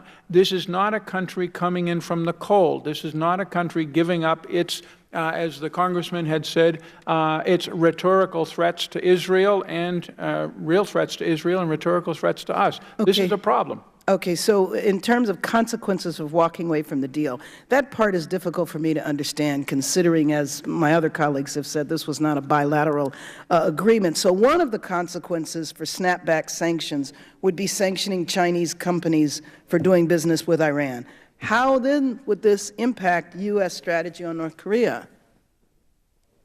Again, we have different opinions here. I'm not for walking away from the deal. Okay. I think that the deal is flawed, and I think that there are things we can do. Frankly, I would be in violation, if I could, of the two articles that call for us to help Iran economically, and I would push for a new agreement. I would pressure Iran through financial constraints on companies and such, and I would raise the possibility that we're going to do more against the deal because this deal is part of a larger context. Walking away from the deal is, as everybody has said, is not going to get a new and better deal. The Europeans, the Russians, and the Chinese are neither going to negotiate a new deal, nor will Iran, and furthermore, they will not apply the U.S. sanctions multilaterally against Iranian oil. Mr. Albright, consequences of walking away. I'm assuming that you think we should walk away from the deal. No, I didn't say that. I said what I said is that I separate the certification process. There's a real problem in INARA. Do you think we should walk away from the deal? No, I think we should fix it. I think that and I think how do we fix it unilaterally without all the other I think countries? We should wait and see what President Trump says, but I think we can rewrite the conditions of the deal. Okay, in my last 30 seconds, could you respond, Mr. Sullivan, in terms of if the snapback sanctions in China, what I was saying? Yes, with both with respect to China and with respect to any effort to negotiate with North Korea, going to them and saying, hey, work a deal with us on the nuclear issue, you can count on us to actually enforce it, that would be a laughable proposition if we've just walked away from the Iranian nuclear deal. And by the way, we do not have the bandwidth to take on two nuclear crises in two different regions of the world at the same time, so let's not create a second one. Thank you. Thank you. Thank you, Mr. Chair. Thank you, Congresswoman Bass. We go to Adam Kinzinger of Illinois. Thank you, Mr. Chairman, and thank you all for being here today. I appreciate it. I think one of the things that's probably been mentioned but bears repeating is there are a lot of dead American soldiers as a result of Iran's intervention in Iraq. And when I was in Iraq, I mean, there were operations against these, whether it's the EFPs or intelligence assets, et cetera. So I think that's something we should never forget. Big picture, this deal, I think, whether Iran is violating the technical letter of the deal, there's no doubt they're violating the spirit of the deal. And I found it interesting that Foreign Minister Zarif blamed the U.S. for instability in the region when, in fact, it's their support for Bashar al-Assad with the Russians that, in brutalizing and murdering plenty of innocent people in Syria, is one of the most destabilizing forces in the Middle East in a very long time. And our inaction there is actually shameful. Mr. Sullivan, just a couple of questions respectfully for you. Based on your role in the negotiations, why was it so important for the administration to separate the terrorism support and the missile development from JCPOA. And let me ask you more specifically, in the opening salvo of our negotiations, was missile development on the table, and then was it taken off? We made a strong push to curb Iran's ballistic missile activity as a part of the deal. It was clear to us that we were not going to get a deal on the fissile material, the nuclear material, with missiles as a part of it, and we made a decision that not allowing Iran to get a nuclear bomb was worth doing, even though we have to pursue the missile issue separately. With respect to terrorism, there are two reasons. The first is that that requires a regional negotiation that goes way beyond what the P5+1 can do, because that implicates all the countries of the region.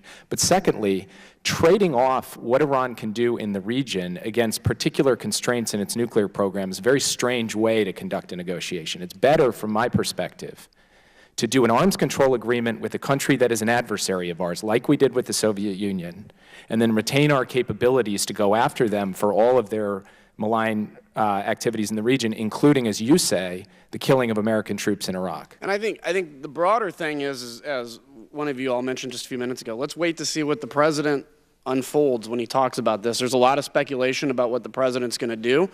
I know some of the strategy and some of my discussion. I actually think it's well thought out. But we need a broader engagement of Iran. I think the nuclear deal is a small part of the bigger piece of the pie. I do want to make the point, though, that developing the delivery mechanisms for nuclear weapons is an extremely, in my mind, important part of the nuclear weapon question. And so I think that's something I hope we can address. Ambassador Jeffrey, we've talked extensively about Syria in the past, and as we mentioned, Iran continues its support of Bashar al-Assad and instability. On numerous occasions, Iranian-backed Shia militias have threatened our special forces that are working with the moderate Syrian opposition on the ground. And every time Iran has tried to poke the bear, we've responded with force, which I commend. However, if we continue to allow Iran to gain more of a foothold in Syria, there's going to be no stopping them from achieving their land bridge of control from Tehran to the Mediterranean. What do you think a permanent Iranian presence in Syria would look like, and what actions do we need to do to prevent them from establishing this presence? It would look a lot like what we have at present, Congressman. That is, it would have Iranian advisors. It would have essentially the Quds Forces foreign legion of militias from as far afield as Afghanistan, obviously Hezbollah present there. It would have weapon systems such as medium and longer range missiles focused on Israel initially, but also on Turkey and Jordan potentially. And it will sooner or later use those forces to roll up our, as you said, moderate friends and allies, such as the PYD, such as the Free Syrian Army elements that we're still working with in the south of the country. The goal of Iran and Assad is to totally retake all territory in Syria and put it under Assad's brutal rule. Iran will support that. Russia has some doubts, but in the end will support it unless they fear that they'll face a military pushback from us. And so far, they have seen no sign of that. In fact, we haven't always pushed back from the Iranians. We abandoned several sites where we were present on the ground with our troops and some of our allies close to the Iraqi border a few weeks ago. All right, thank you. And at risk of going over my time, I'll just yield back.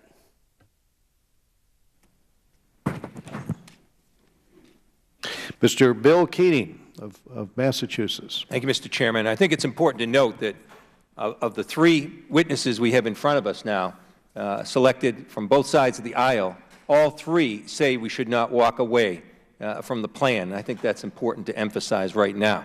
There are areas of agreement where to go from here. There's a political narrative I'm concerned about right now, and that's the fact that if the President fails to certify the plan, and then Congress doesn't do anything for that period, then no harm, no foul. Well, evidently, a lot of people don't agree with that, including the Secretary of Defense. I'd like to ask Mr. Sullivan, what's the impact of that? This idea that there's no harm in this, it sends a message. It's a political message. You know, I don't think it's only dangerous, it's foolhardy. I'd like your comments on this. I agree with you that it's dangerous. It's dangerous because it's destabilizing, because it creates doubt and it creates uncertainty as we go forward. And it makes all of our partners think, you know what, the United States isn't actually committed to seeing this thing through. And from my perspective, working to address issues not dealt with in the deal, whether it's ballistic missiles, or working on what happens after some of these provisions expire in the out years, is much easier to do with a set of partners who has confidence in your good faith and your willingness to hold true to your word, where Iran is the one with the burden of proof, than where they're sitting there constantly worried that any moment you could walk away. And you're playing with fire, if I may, because in that period, there can either be a coincidence of a major incident in that area, or it could be orchestrated to occur, and that could affect the way Congress deals with that 60-day period. And that's dangerous as well. Would you like to? I mean, there's a huge amount of a range of unpredictability here. Let's imagine that we have a circumstance in which the president declines to certify, goes to Congress, Congress doesn't act, the president is unsatisfied with the state of play, and now all of a sudden he's thinking, okay, what's my next move? And that next move could be a further unraveling, and so forth on down the line. Or for that matter, he decides, as I think some have suggested, I'm just going to unilaterally rewrite the terms of the deal myself. And I think that would be a sure way to end up collapsing the deal over time without the rest of the world joining us and then reimposing pressure. So I agree with you that it is playing with fire is a very good term. Yeah, thank you. And I want to commend the witnesses, too, because I think in the ones that remain here, in their testimony, at least they're offering alternatives. They're saying, you know, I don't want us to walk away, but there's things we should do. And that's the discussion, the precise discussion we should be having. That's my concern. Now, so many other people have commented, even with some of the questions, criticizing the situation, even outside the agreement, which isn't what we're here about today. But also, it's a very narrow agreement, but also not offering where do we go from here, which invariably goes two ways when you unpeel the onion. It either says we're going to use our sanctions by ourselves, unilaterally, trying to influence our European allies on this, that would walk away, or there's military intervention. Those are the two main alternatives that are left. I'd like Mr. Sullivan to comment on 1996 with the ISA. What happened when the U.S. was left with that alternative of saying, you know, we don't want Iran to grow its energy program the way it is now, so we're adopting these strong financial sanctions in place. Explain to us what happened then when we tried that as one of the two major alternatives left. So in 1996, when the United States passed the Iran Sanctions Act, the Europeans and part of that was about trying to stop European companies from investing in Iran or doing deals with Iran. The Europeans passed protective measures, basically telling their companies, don't worry about U.S. sanctions, we'll have your back, you go ahead. And in fact, over the course of both Democratic and Republican administrations, the ISA was never really effectively enforced against European companies. We developed an entirely different strategy over the course of the past several years with help from this committee. But that strategy relied on a simple predicate, which was that the world could trust the United States, that the United States was going to be the constant source of predictability and strength, and that Iran was the one that had the spotlight shown on it. And we've reversed that right now in a way that is making the Iranians walk around with a smile and is making the Europeans think we don't necessarily have to listen to Washington. Yeah, so I want to thank you for mentioning the committee, because I do think we played a role in developing a strategy. And as I've listened to all our witnesses here, I would say this. If we're looking at one of the real problems here, it's not in the confines of this deal. It's the lack of an overall strategy and resolve going forward that we can work on and be strong on, have resolve on as a country, working with our allies. That's the problem we have now. That's what we'll work forward in a bipartisan way in this committee, and that's what's lacking right now with the administration. I yield back, Mr. Chairman. Thanks, Mr. Keating. We go to Mr. Lee Zeldin of New York. Well, thank you, Mr. Chairman. Earlier, Mr. Sullivan, you said this deal is working as intended. You spoke of how this deal is providing the IAEA access to Iran's military sites. I would agree that's an important part of the deal to provide the IAEA access to Iran's military sites. Is Iran allowing the IAEA access to its military sites? No, so far under the deal, Iran hasn't allowed Your answer, no. Thank you. I don't know what exactly you meant by this deal is working as intended. I think we would both agree that it's important for the IAEA to have access to Iran's military sites, and I appreciate you admitting to the fact that that Iran has not allowed the IAEA access to its military sites. But then later on in your testimony, to answer that if you'd like. You did by saying no. So later on in your testimony, you're then going after the President Trump. You're saying you actually said it's President Trump's fault that IAEA is not allowed to have access to Iran's military sites, where the IAEA has never had access to Iran's military sites. But you are here, sir, blaming President Trump for not having access to something we had never had access to. President Obama said this deal is not built on trust, it's built on verification. Have you read the verification agreement between the IAEA and Iran? I have not read it, no.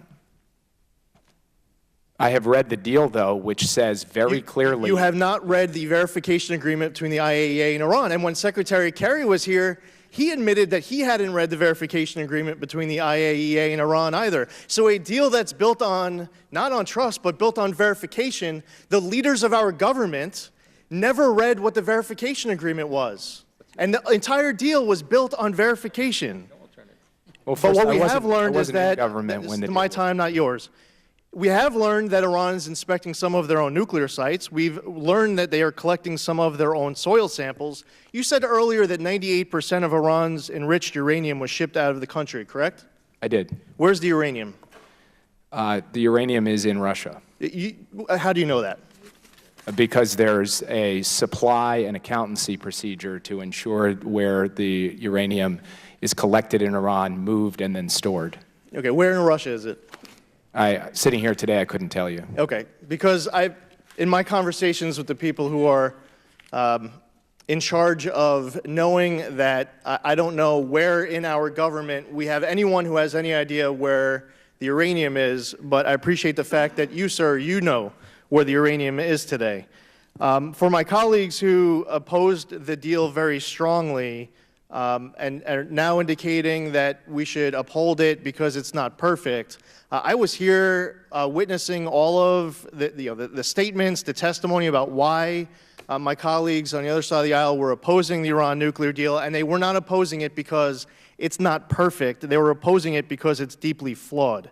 Mr. Smith earlier asked you, Mr. Sullivan, how much money went to terrorism, and you responded that the bulk goes to domestic purposes. I would offer that when you provide $150 billion worth of sanctions relief, and we ask you a very specific question of how much goes to terrorism, we're not asking for where 60% or whatever the other number is, a bulk of gets defined as of going to domestic purposes. The question is how much is going to terrorism? And the question was one that was worthy of an answer. And standing here and calling for an improved Syria strategy to combat Iranian aggression, I would offer that if you, sir, and the Obama administration was that serious about combating Iranian aggression, we should not have been providing $150 billion of sanctions relief to the Iranians to be able to conduct all of their bad activities. Their bad activities, by the way, this is a deal we're talking about. We never even asked for a signature. Put that aside. When 10 of our Navy sailors are held hostage, they are embarrassed. When they are released, Secretary Kerry says, thank you. And he says it's because of the Iran deal that this went so smoothly. With Iran financing terror, overthrowing foreign governments, illegally firing intercontinental ballistic missiles, chanting death to America, calling Israel the little Satan, America the great Satan, I would say that it was the wrong answer for us to be propping up the wrong regime with a jackpot of sanctions relief, and that we should be doing our part as Congress and as the United States, as the leaders of the free world, leading in fixing this and turning this into a reasonable deal, not one that's very one-sided and one where we got ridiculously played at the table. I yield back. Okay. David Cicilline of Rhode Island is next. Thank you, Mr. Chairman. I'd like to give Mr. Sullivan an opportunity to answer the question he wasn't permitted to answer to Mr. Zeldin on the military sites. Right.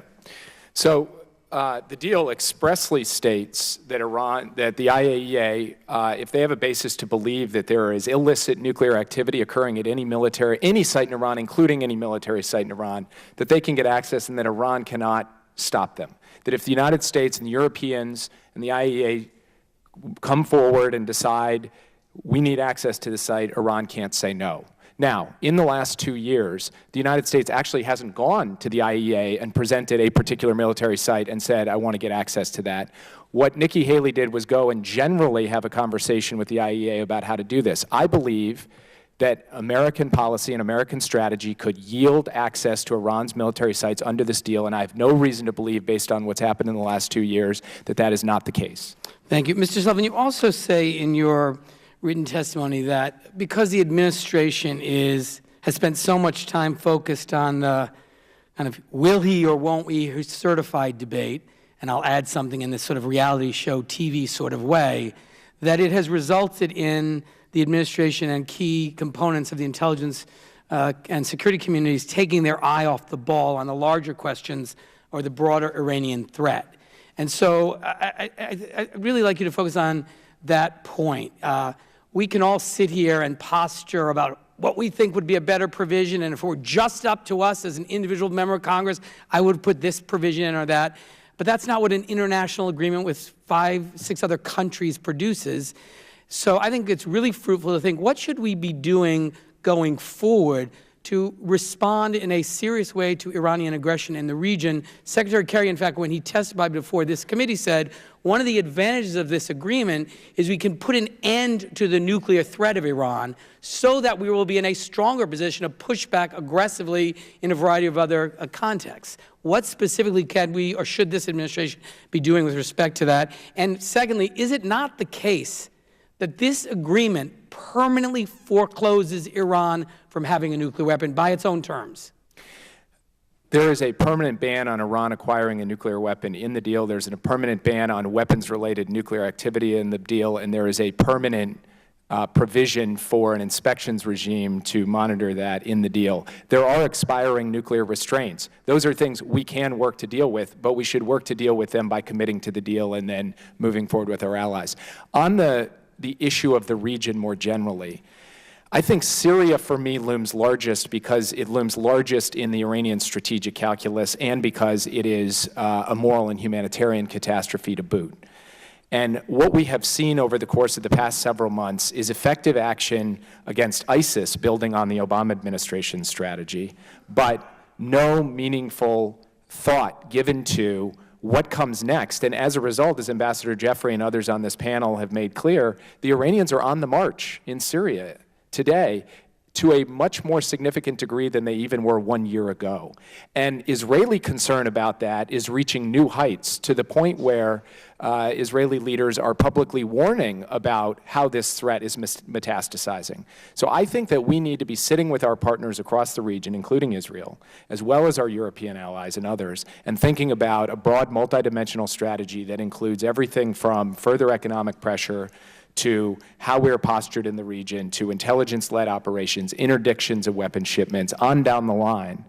And I would simply submit that having put a lid on Iran's nuclear program so that today we don't have to worry about them racing for a bomb because of this deal, we do have the opportunity to focus on this, and that's where we should turn our focus. And to follow up, in doing all of that work, the word of the United States, our credibility in terms of honoring international agreements and the continuing relationship with our allies in the region will be key to that. And so I think the point you made earlier is an important one. Mr. Albright, you said that there's legislation that could be imposed unilaterally by the United States that would fix the deal, as you suggested. I'd like to know what you think Congress could do unilaterally to an international agreement that would fix the deal. Well, let me answer that in a different way. I think you have a problem with INARA. I mean, INARA does not certify compliance with this deal. With all due respect, sir, I only have limited time. You made the statement in this hearing that Congress could unilaterally take an action to fix the deal. I'm asking you, you're testifying before this hearing. What, in fact, could Congress do unilaterally that would fix an international agreement? In the same way it created INARA, it can fix this deal. And I think that the purpose of that is to straighten out one fundamental problem that is tough for this administration, is that the INARA makes it look like President Trump is certifying compliance with this deal. INARA doesn't actually do that. but it's putting him in a position to defend an intractable position. And that Congress needs to fix the 90-day certification requirement. It needs to define what a material breach is. We use violation because we feel no violation is too small to correct. The language of material breach and noncompliance defined in INARA is unworkable. I would argue, actually, that the excess centrifuge numbers— But, Mr. Albright, you think the Congress of the United States has the ability to unilaterally change the terms or meaning of terms in an international agreement? I think you don't need to answer that question. The answer is, of course. First of all, this is not an international agreement. The nuclear deal was never signed. It's not. It's more. You can't call that an international agreement. First of all, the other thing is, if you look at what would you call it? Has done on the conventional arms and on the ballistic missiles, the Congress is actually redefining U.S. policy on the bans, the 5-year and the 8-year ban in 2231. They're setting up a situation where if the ban ends, let's take the conventional arms transfer restrictions end at 5 years in the UN Security Council resolution, a country A goes and sells heavy armaments to Iran, they will be sanctioned. So the United States is already, under congressional leadership, rewriting the bans on conventional and ballistic missiles. Time is expiring. I think we'd better go to Ann Wagner of Missouri. Thank you, Mr. Chairman, for holding this hearing. As North Korea captures the world's attention, we must make the point here of remaining vigilant in responding to Iranian aggression throughout the Middle East. General Wald, who I'm sorry has left, I know that he wrote that the Iran deal positioned Iran on a trajectory to become possibly more challenging than North Korea. Ambassador Jeffrey put it well in his written statement. The U.S. must set clear, final goals for our Iran policy and make those evident and persuasive to all those at home and abroad. Ambassador Jeffrey, there may be as many as 60,000 Iranian-backed troops in Syria. It's no secret that the IRGC Quds force and affiliated militias are taking over areas from ISIS on behalf of the Assad regime. Such activities are not in the interest of the United States of America. How should U.S. policy change to counter the growing role of Iranian-backed forces that target Syrian civilians, undermine regional stability, and threaten U.S. security interests? Well, first of all, Congresswoman, we have a UN Security Council resolution 2254 and a process to deal with the internal situation in Syria, because when that was put together by the last administration, I think 2012, there was an understanding by everyone, including even Russia and Iran, which are part of this process, that that internal situation is a concern for people in the region and for the international community, not just for Mr. Assad and the people of Syria. So we need to build on that and restore the centrality of that process, and it needs to be backed with an American presence in Syria. The problem is, under the authorization for the use of military force, that has to be fighting terrorists, but we're never going to completely wipe out ISIS and al-Qaeda there, and there's a good argument to be made to keep limited forces to protect those Syrian opposition in the north and in the south while we try to sort this thing out politically. That's pushback against Iran. General Wald also raised an important military recommendation, and I'd offer this question to anyone who would like to speak on his behalf or about it. Would you suggest forward deploying our Aegis-equipped missile defense fleet to our existing bases in Gulf countries? And how can the U.S. better coordinate with Israel and Gulf countries to establish a comprehensive missile defense system?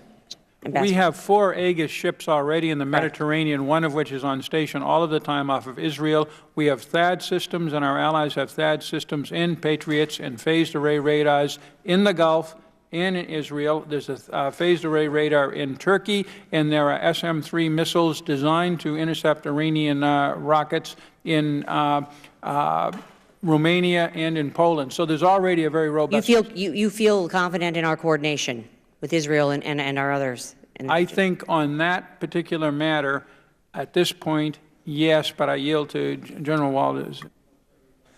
I would just add one point, which is I think this is one of those areas, and maybe there aren't as many as there used to be, where there's actually real bipartisan cooperation on the ballistic missile issue and missile defense generally in the region. I think the Obama administration, the Trump administration have taken very similar lines on this, one building on the last. It is a constantly evolving threat, so our posture and our cooperation with our partners has to constantly evolve, but I actually think we are on a pretty decent track on this issue. Master Jeffrey, you wrote that U.S. military and diplomatic resources should be shifted away from ISIS and toward Iran. Paying more attention to Iran necessitates paying more attention to Iran's activities in Iraq and Syria. Why do you think the administration hasn't designated proxy forces backed by Iran and Hezbollah as terrorist organizations? I think one reason is force protection. It fears that particularly in Iraq, but also in Syria, that the Quds Force, as I mentioned in my testimony, will respond, and they will respond. It's just that we shouldn't be in the Middle East if we're worried about people shooting at us. We've had a lot of experience with Iran shooting at us, and the answer to that is to shoot back. But I think that's part of it. The other thing is there really is almost an obsession with the ISIS fight. When the Kurds declared their independence, the statement out of the U.S. was they should stop doing that because this interferes with the fight against ISIS. That fight's almost over right now. Great. Thank you. I'm out of time. Mr. Chairman, I yield back. Thank you. We go to Dr. Ami Bera of California. Thank you, Mr. Chairman. Mr. Sullivan, you were integral in negotiating the Iran nuclear deal. Is that correct? I always hate to say integral. Or part of the team. I was part of the team. I was part of the team that began the negotiations that arrived at the interim deal and then that worked towards the final agreement. Yes, I was a proud member of that team. Great. And as you'd state that the ultimate goal of the deal was to reduce the Iran nuclear threat. Correct. Would you say that the deal has reduced the nuclear threat, given where it was prior to the deal? I think there's no doubt about that, and indeed, if you ask the Chief of Staff of the Israeli Defense Forces, he would say that the nuclear issue has gone down the list of strategic threats to Israel today compared to where it was before the deal. Ambassador Jeffrey, would you agree with that, just on the nuclear issue? For a temporary period of time, and there I would disagree with Mr. Sullivan, for a 10-year period, yes, but no less an authority than Barack Obama said after 10 years in off-the-cuff comments, they're going to be on the way to, if they want to, a nuclear capability. Okay. So, but at today's point in time, the threat is lower.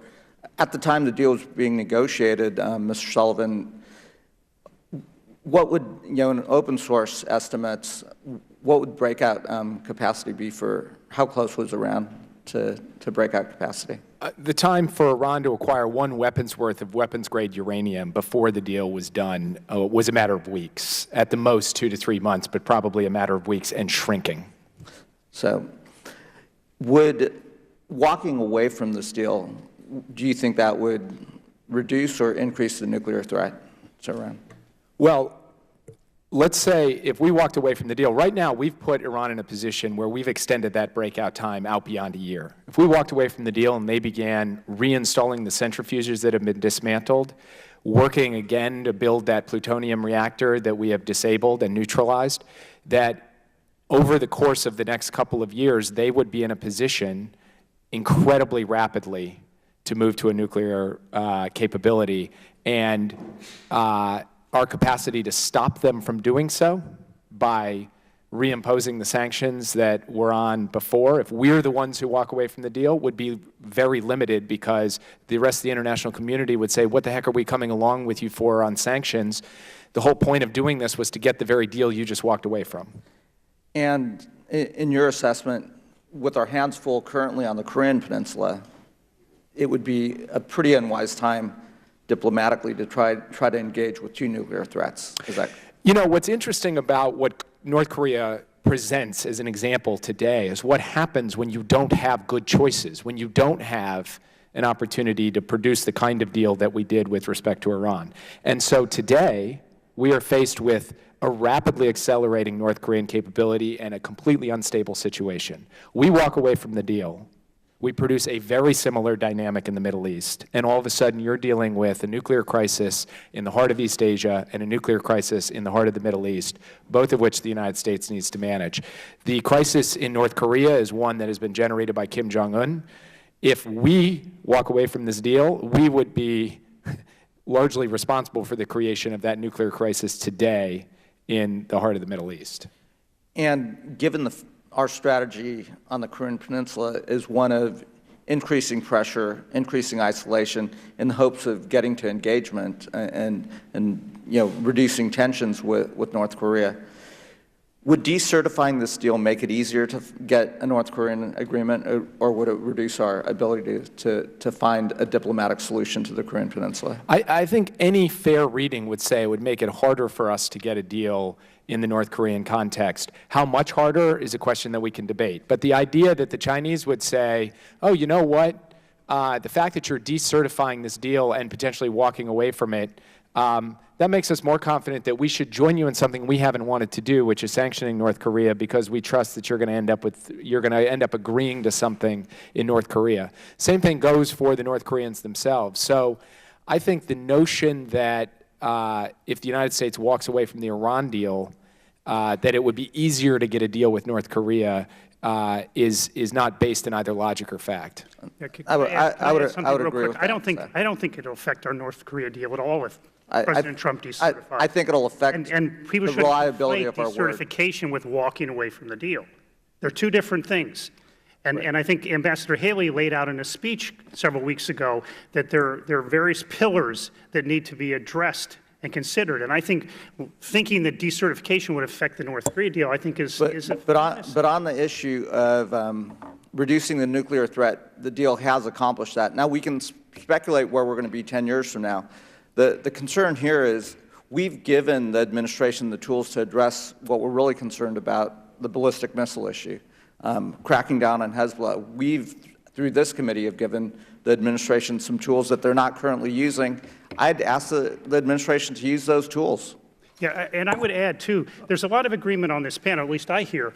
The sunsets are a real problem. I hear it in the committee. They're a real problem. What I'm saying, and I think there's support in the Trump administration, is that we can't wait to deal with those sunsets when Iran is a strong, well-armed, powerful regional force. We need to deal with it now. We need to go to Tom Garrett right now from Virginia. Thank you, Mr. Chairman. Thank you very much. Those who do not know history are condemned to repeat it, and this has all played out before, almost analogously. I'll start with a little bit of a soliloquy because I'm so disgusted at the talk of, number one, the United States' credibility on the global stage as it relates to one with whom an entity can engage in deals. I think that the Iranian credibility is certainly far more in question than the United States' credibility insofar as the stability of our nation and its reliability internationally is well demonstrated over centuries, whereas this regime has a record that hasn't been touched in this room but spoken to by the people who sit here. In 79 and 82 and 96 and 2009 in the Green Revolution, people stood up against this regime. And on most occasions, the United States sat back and did nothing while they were murdered by the Quds forces, who are their very cousins and brothers and sisters in the streets in Iran, and we did nothing. And with all due respect, Mr. Sullivan, as Daniel Patrick Moynihan once said, you're entitled to your own opinions, but you're not entitled to your own facts. Don't talk about how there's bipartisan agreement on anti-ballistic missile defenses in Europe, and particularly Poland, when the previous administration's first action as it relates to foreign policy was to withdraw from a commitment to defend Europe and the Poles from the very Iranian missiles that we contemplate today. That happened.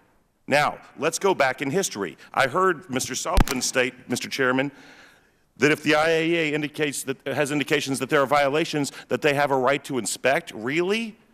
Worcester versus Georgia, when Andrew Jackson was president, he anecdotally is credited with saying, the Justice Marshals made his ruling, let's see him enforce it. The IAEA and what army will go in and verify when there have been violations?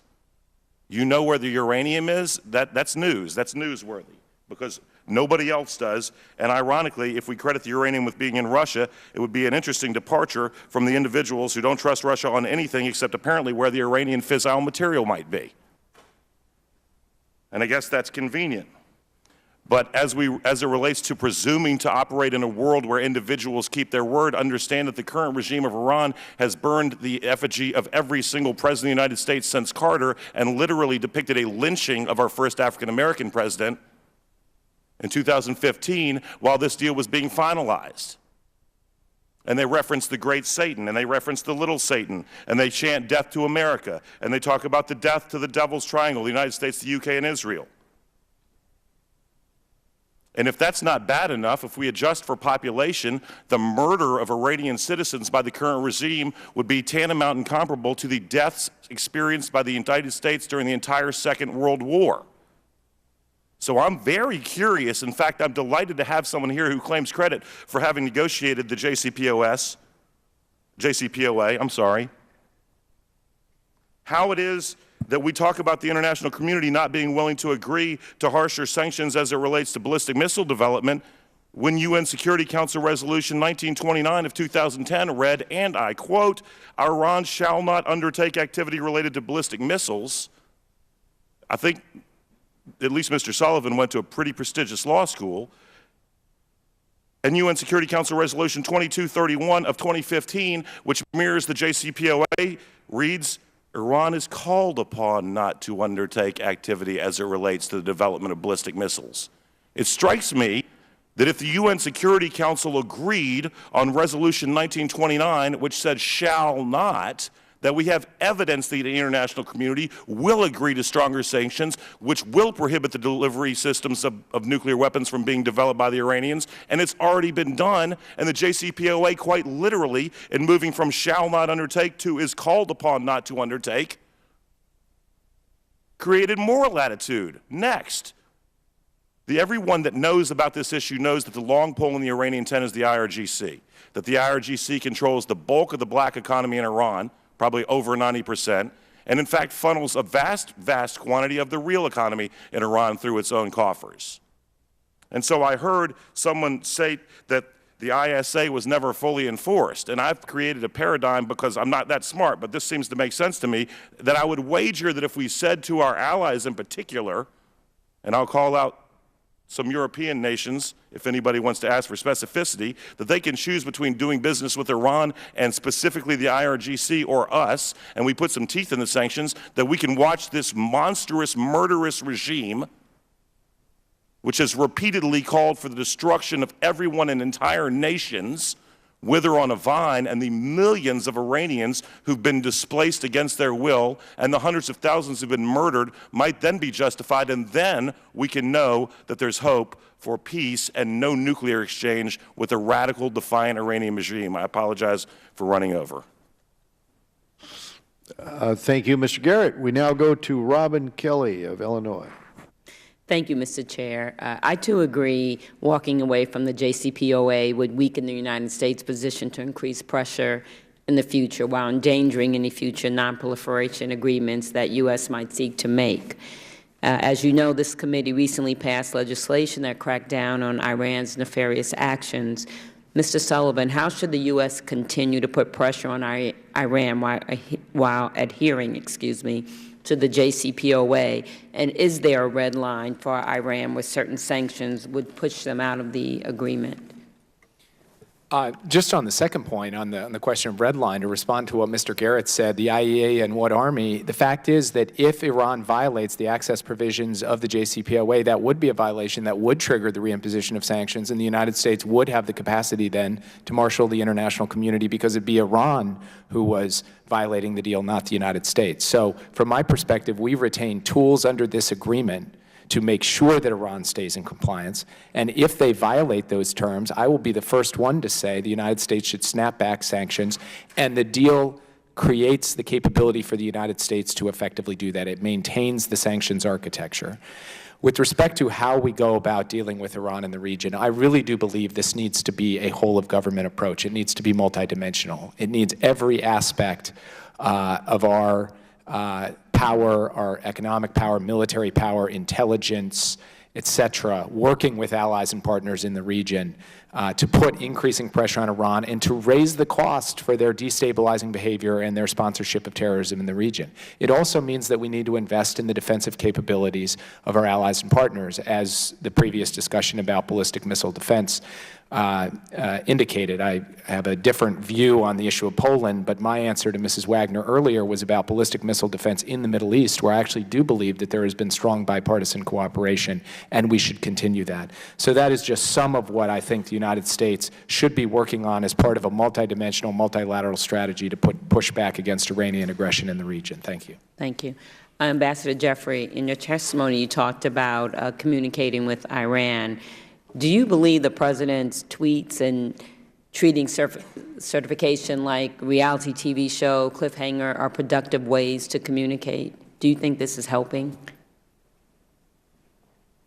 I think that when I talk about communicating with Iran, I'm talking mainly about doing it quietly, as we did between Ambassador Crocker and the Iranians during the Bush administration in Baghdad.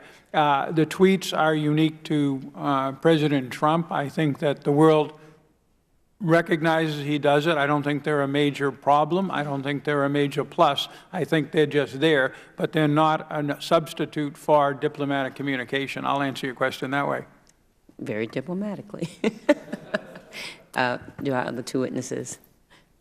If I could go back to another question you asked. Sure. I mean, I think the Director General of the International Atomic Energy Agency is asking for guidance because he does not feel he has the resources or the authorities to go and implement Section T, which would involve going to military sites.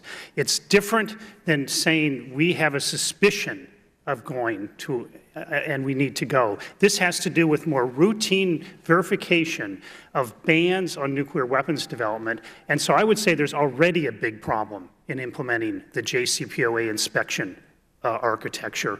And the United States is going to be called upon to deal with this. Russia's already made its opinion clear. It said the IAEA cannot go to military sites, should not go to military sites. So we already have a problem, and it's beyond what was envisioned in the language of the JCPOA. Thank you. Just to respond to that, first of all, we anticipated the possibility that maybe Russia would say, hey, we're not that interested in having the United States get into Iranian nuclear sites. They don't get a veto over that.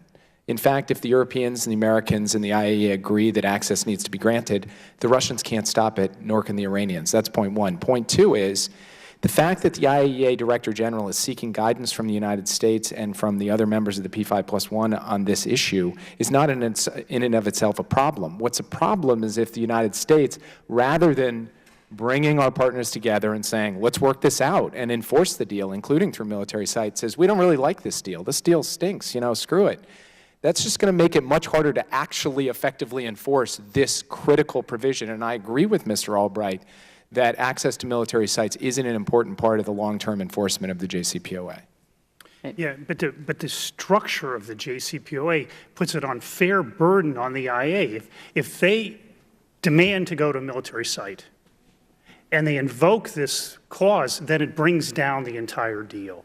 And so I think that it's incumbent upon the P5+1, and I would say the United States is leading that, to straighten out this issue and actually strengthen the deal's conditions on access to military sites. That it isn't put on the IA to actually have to ask the question, if we ask to go, are we really risking bringing down the entire deal? Thank you. My time is way up. Thank you. Thank you, Congresswoman Kelly. We now go to Mr. Ted Yoho of Florida. Thank you, Mr. Chairman. Thank you, panel, for being here. I appreciate you giving us great information on this.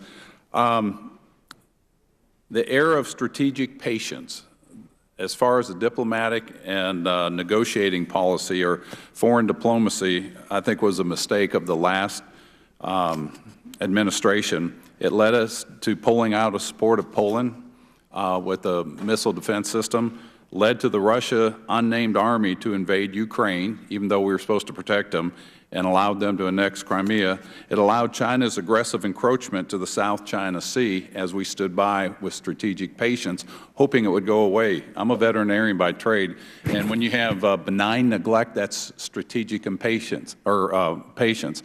Benign neglect is when you look at something knowing it'll probably get better on its own.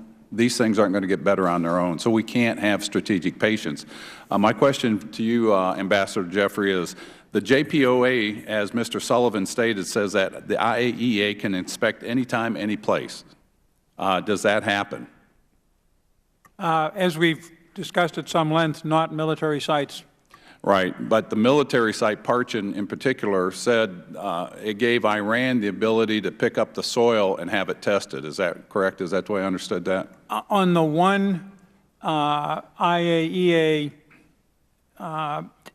intervention on inspection in Parchin, that was what the IAEA negotiated with the Iranians. Right. The IAEA claims that they were monitoring that with cameras and all of that, but of course it raises a really, it looks strange, let's face it. It'd be analogous to a drug addict bringing in a urine sample that he collected himself in private and saying, here's my sample.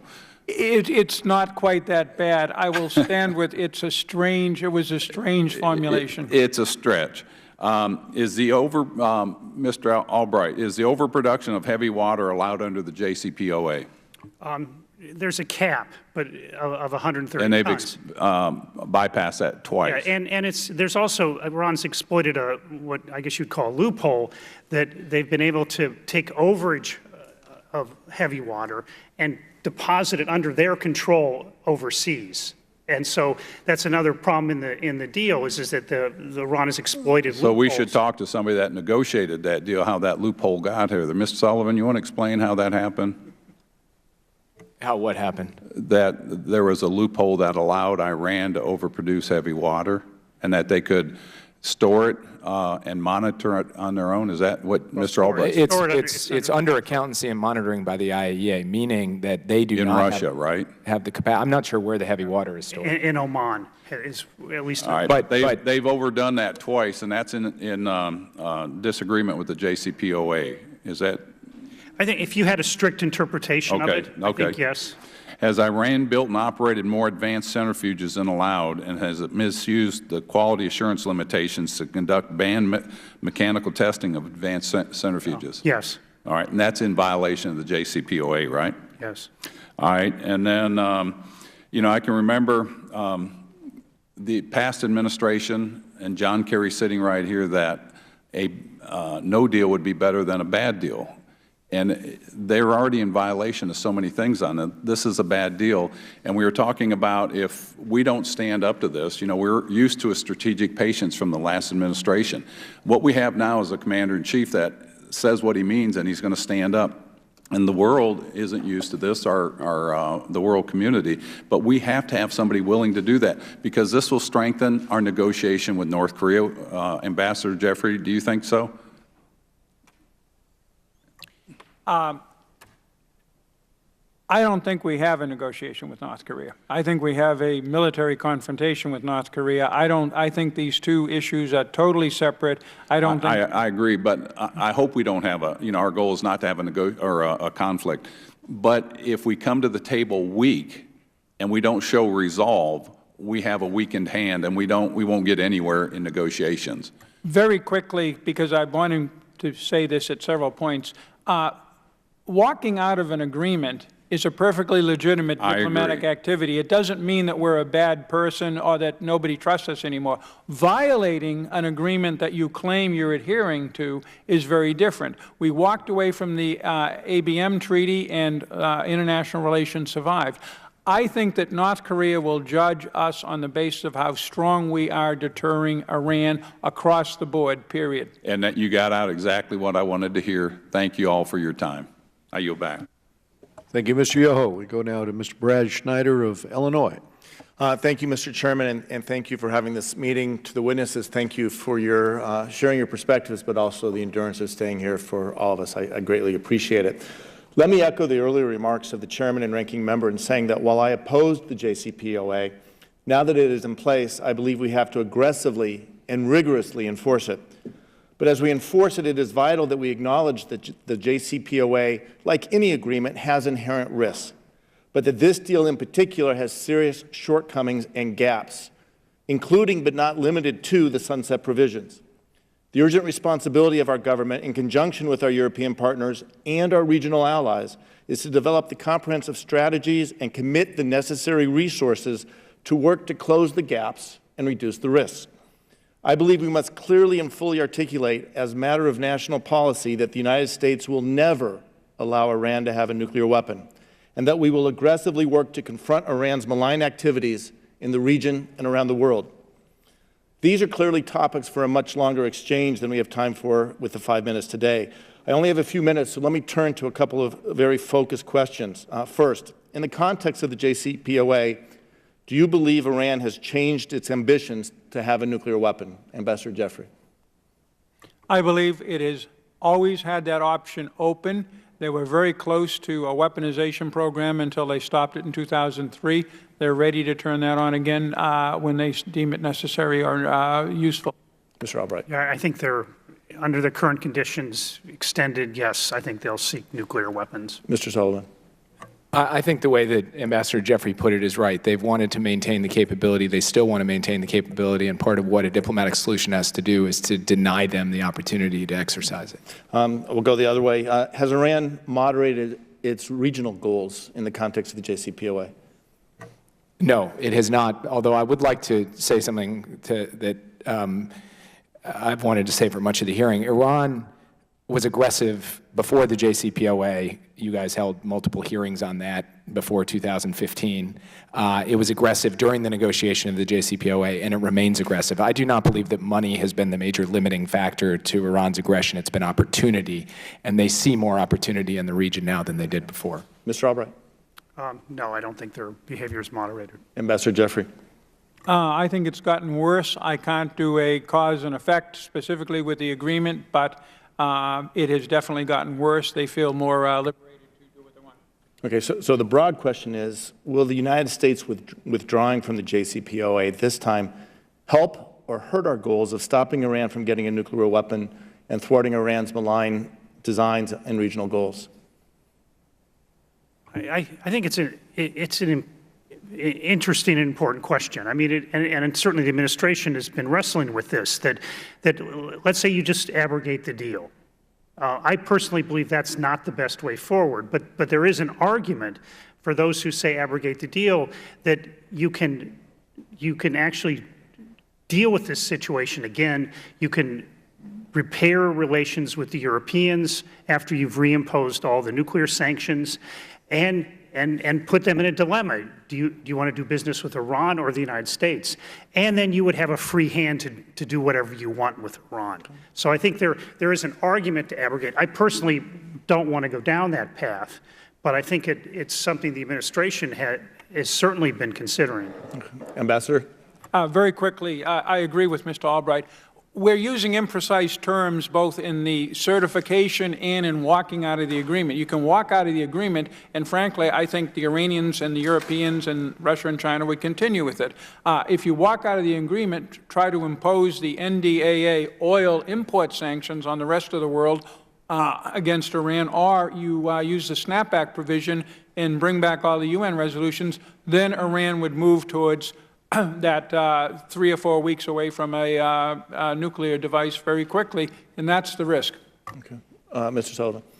I think it would, as I've said over the course of this hearing, put us in a materially worse position with respect to the Iranian nuclear capability. And I would just reinforce that anyone who casually says we can just tell the Europeans and the Chinese and the rest of the global economy either trade with us or trade with Iran, they should read the top sanctions official Adam Zubin's piece in the Washington Post, because, as he says in that piece, nobody who's making that argument has sat in his seat to build and execute these sanctions regimes, and I think it is not nearly as simple as that, and I don't think the sanctions architecture would come back.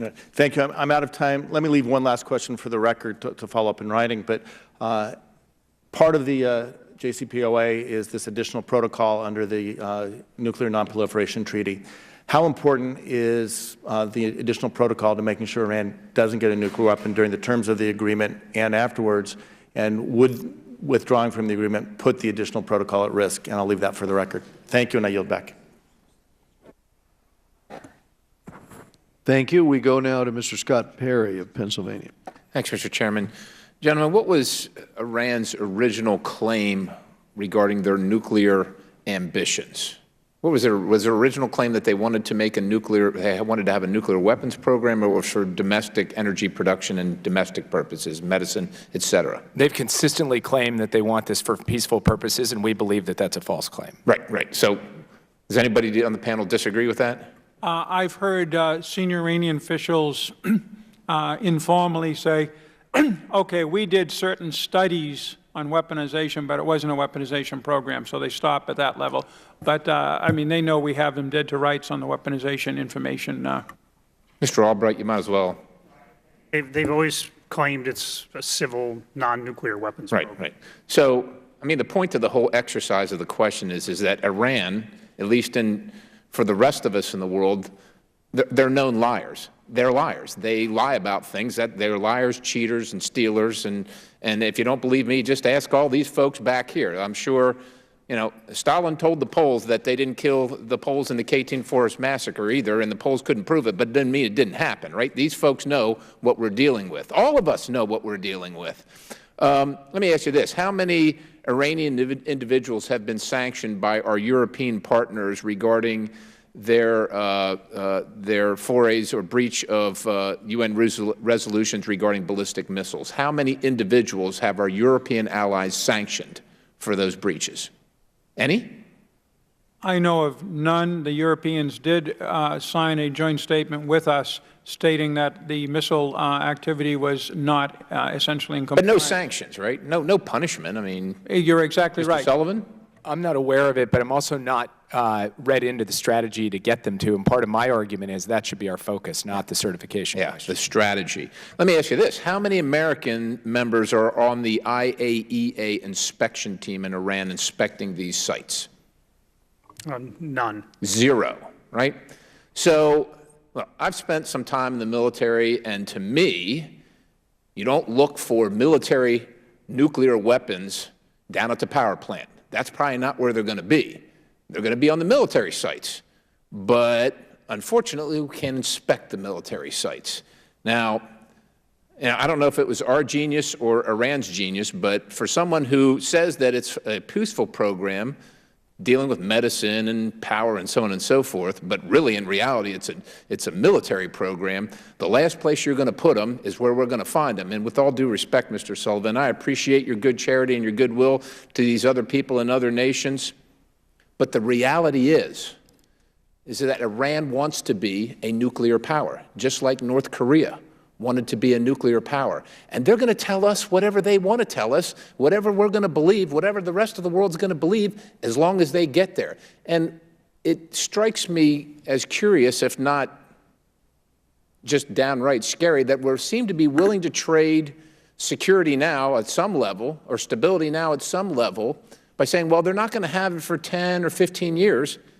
Everybody in this room knows what's going to happen in 10 or 15 years. And it also strikes me that maybe that plays right into Iran's bigger strategy while they're in Yemen, while they're in Syria, while they're in Lebanon, while they're supporting Hezbollah, to coalesce all that territory and all that power so that at that time they'll be able to spend more money on their nuclear weapons. Who develops a ballistic missile? Are they going to drop leaflets on the United States with that? Everybody knows where this is headed.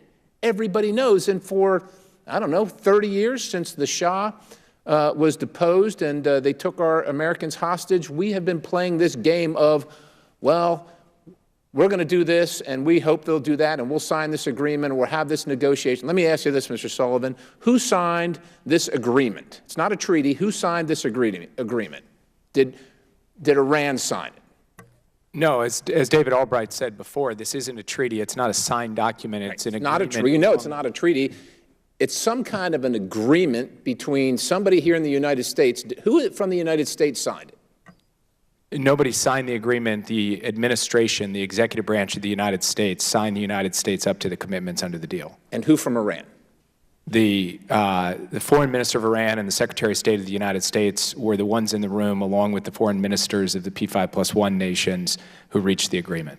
They signed it. Iran signed it. No, as I've said a couple of times now, what kind of agreement? We don't have any agreement. We can't walk away from an agreement we don't have because they have not agreed to it. They haven't signed it. I mean, these people have been lied to over and over again. Their families. We're in agreement on nuclear weapons with the lying, cheating nation who wants to kill us and has said so. There is no agreement, sir. The issue wasn't their signature, it was ours. We didn't want to have to sign it because we wanted to maintain maximum flexibility.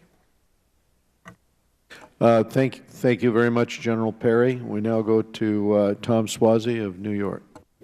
Thank you, Mr. Chairman. It's so good to have spent this time with you. I want to thank all of our witnesses so much for their attention today and their preparation and the good work that they do.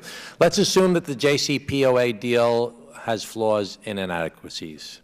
Let's assume that we will not walk away from the deal, especially after we've already given so much benefit to Iran in the form of monetary payments.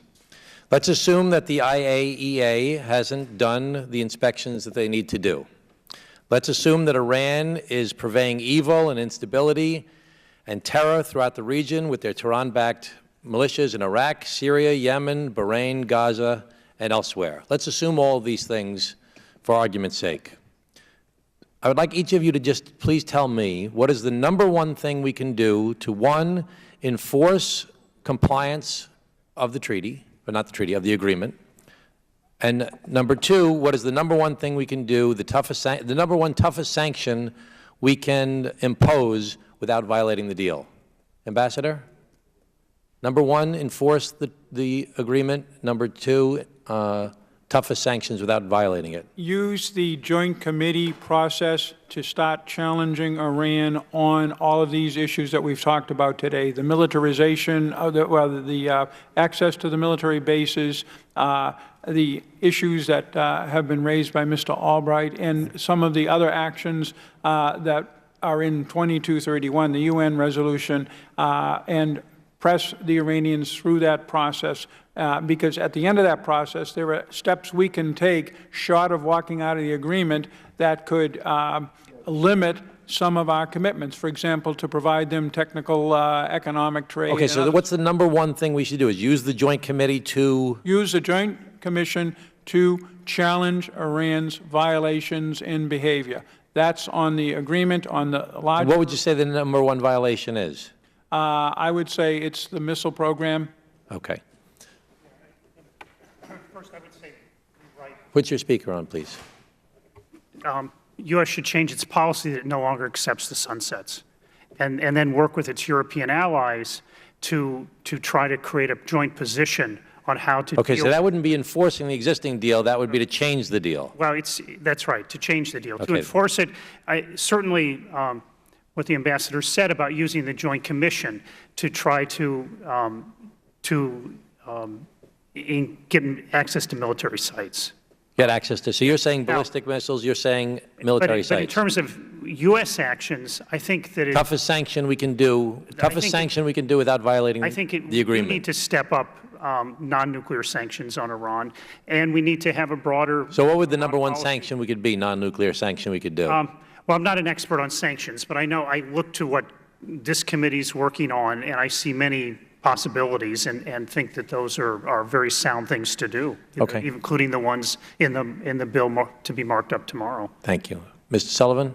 I think we should work with the IAEA and with our European partners on how to interpret and enforce Section T and Section Q of the agreement, which go to these military-related potential military-related nuclear activities of Iran. And in terms of additional sanctions that we can impose that are compliant with the JCPOA, I think that our key 2 areas of focus should be economic pressure around Tehran's proxies, meaning trying to disrupt the financial flows and the means of payment from Hezbollah to its proxies in Syria. Through the State Department and the Treasury Department? Through the Treasury Department, chiefly. Okay. I mean, I believe that our Treasury Department is gold standard when it comes to disrupting illicit financial flows if they have the resources and the authorities they need to go do it. And I think we should give that to them. And then I also believe that we should be thinking about how you tighten the screws on the supply chain for ballistic missiles. Okay. Thank you, Mr. Chairman. Thank you very much, Mr. Swazi. And I also want to thank the members of our panel here today. We very much appreciate these informative exchanges that you've had with the members, including the ability to get into some clarification of some issues that I think are very helpful. I think there's a broad and bipartisan agreement that Iran is, in fact, a threat, a deadly threat to the United States and to our allies. And I think our intent here is to continue our oversight work, but then to drive policy with respect to countering this radical regime. And I think that the ideas that come out of this hearing can be very helpful in terms of how exactly we do that. The hearing's adjourned. Thank you again.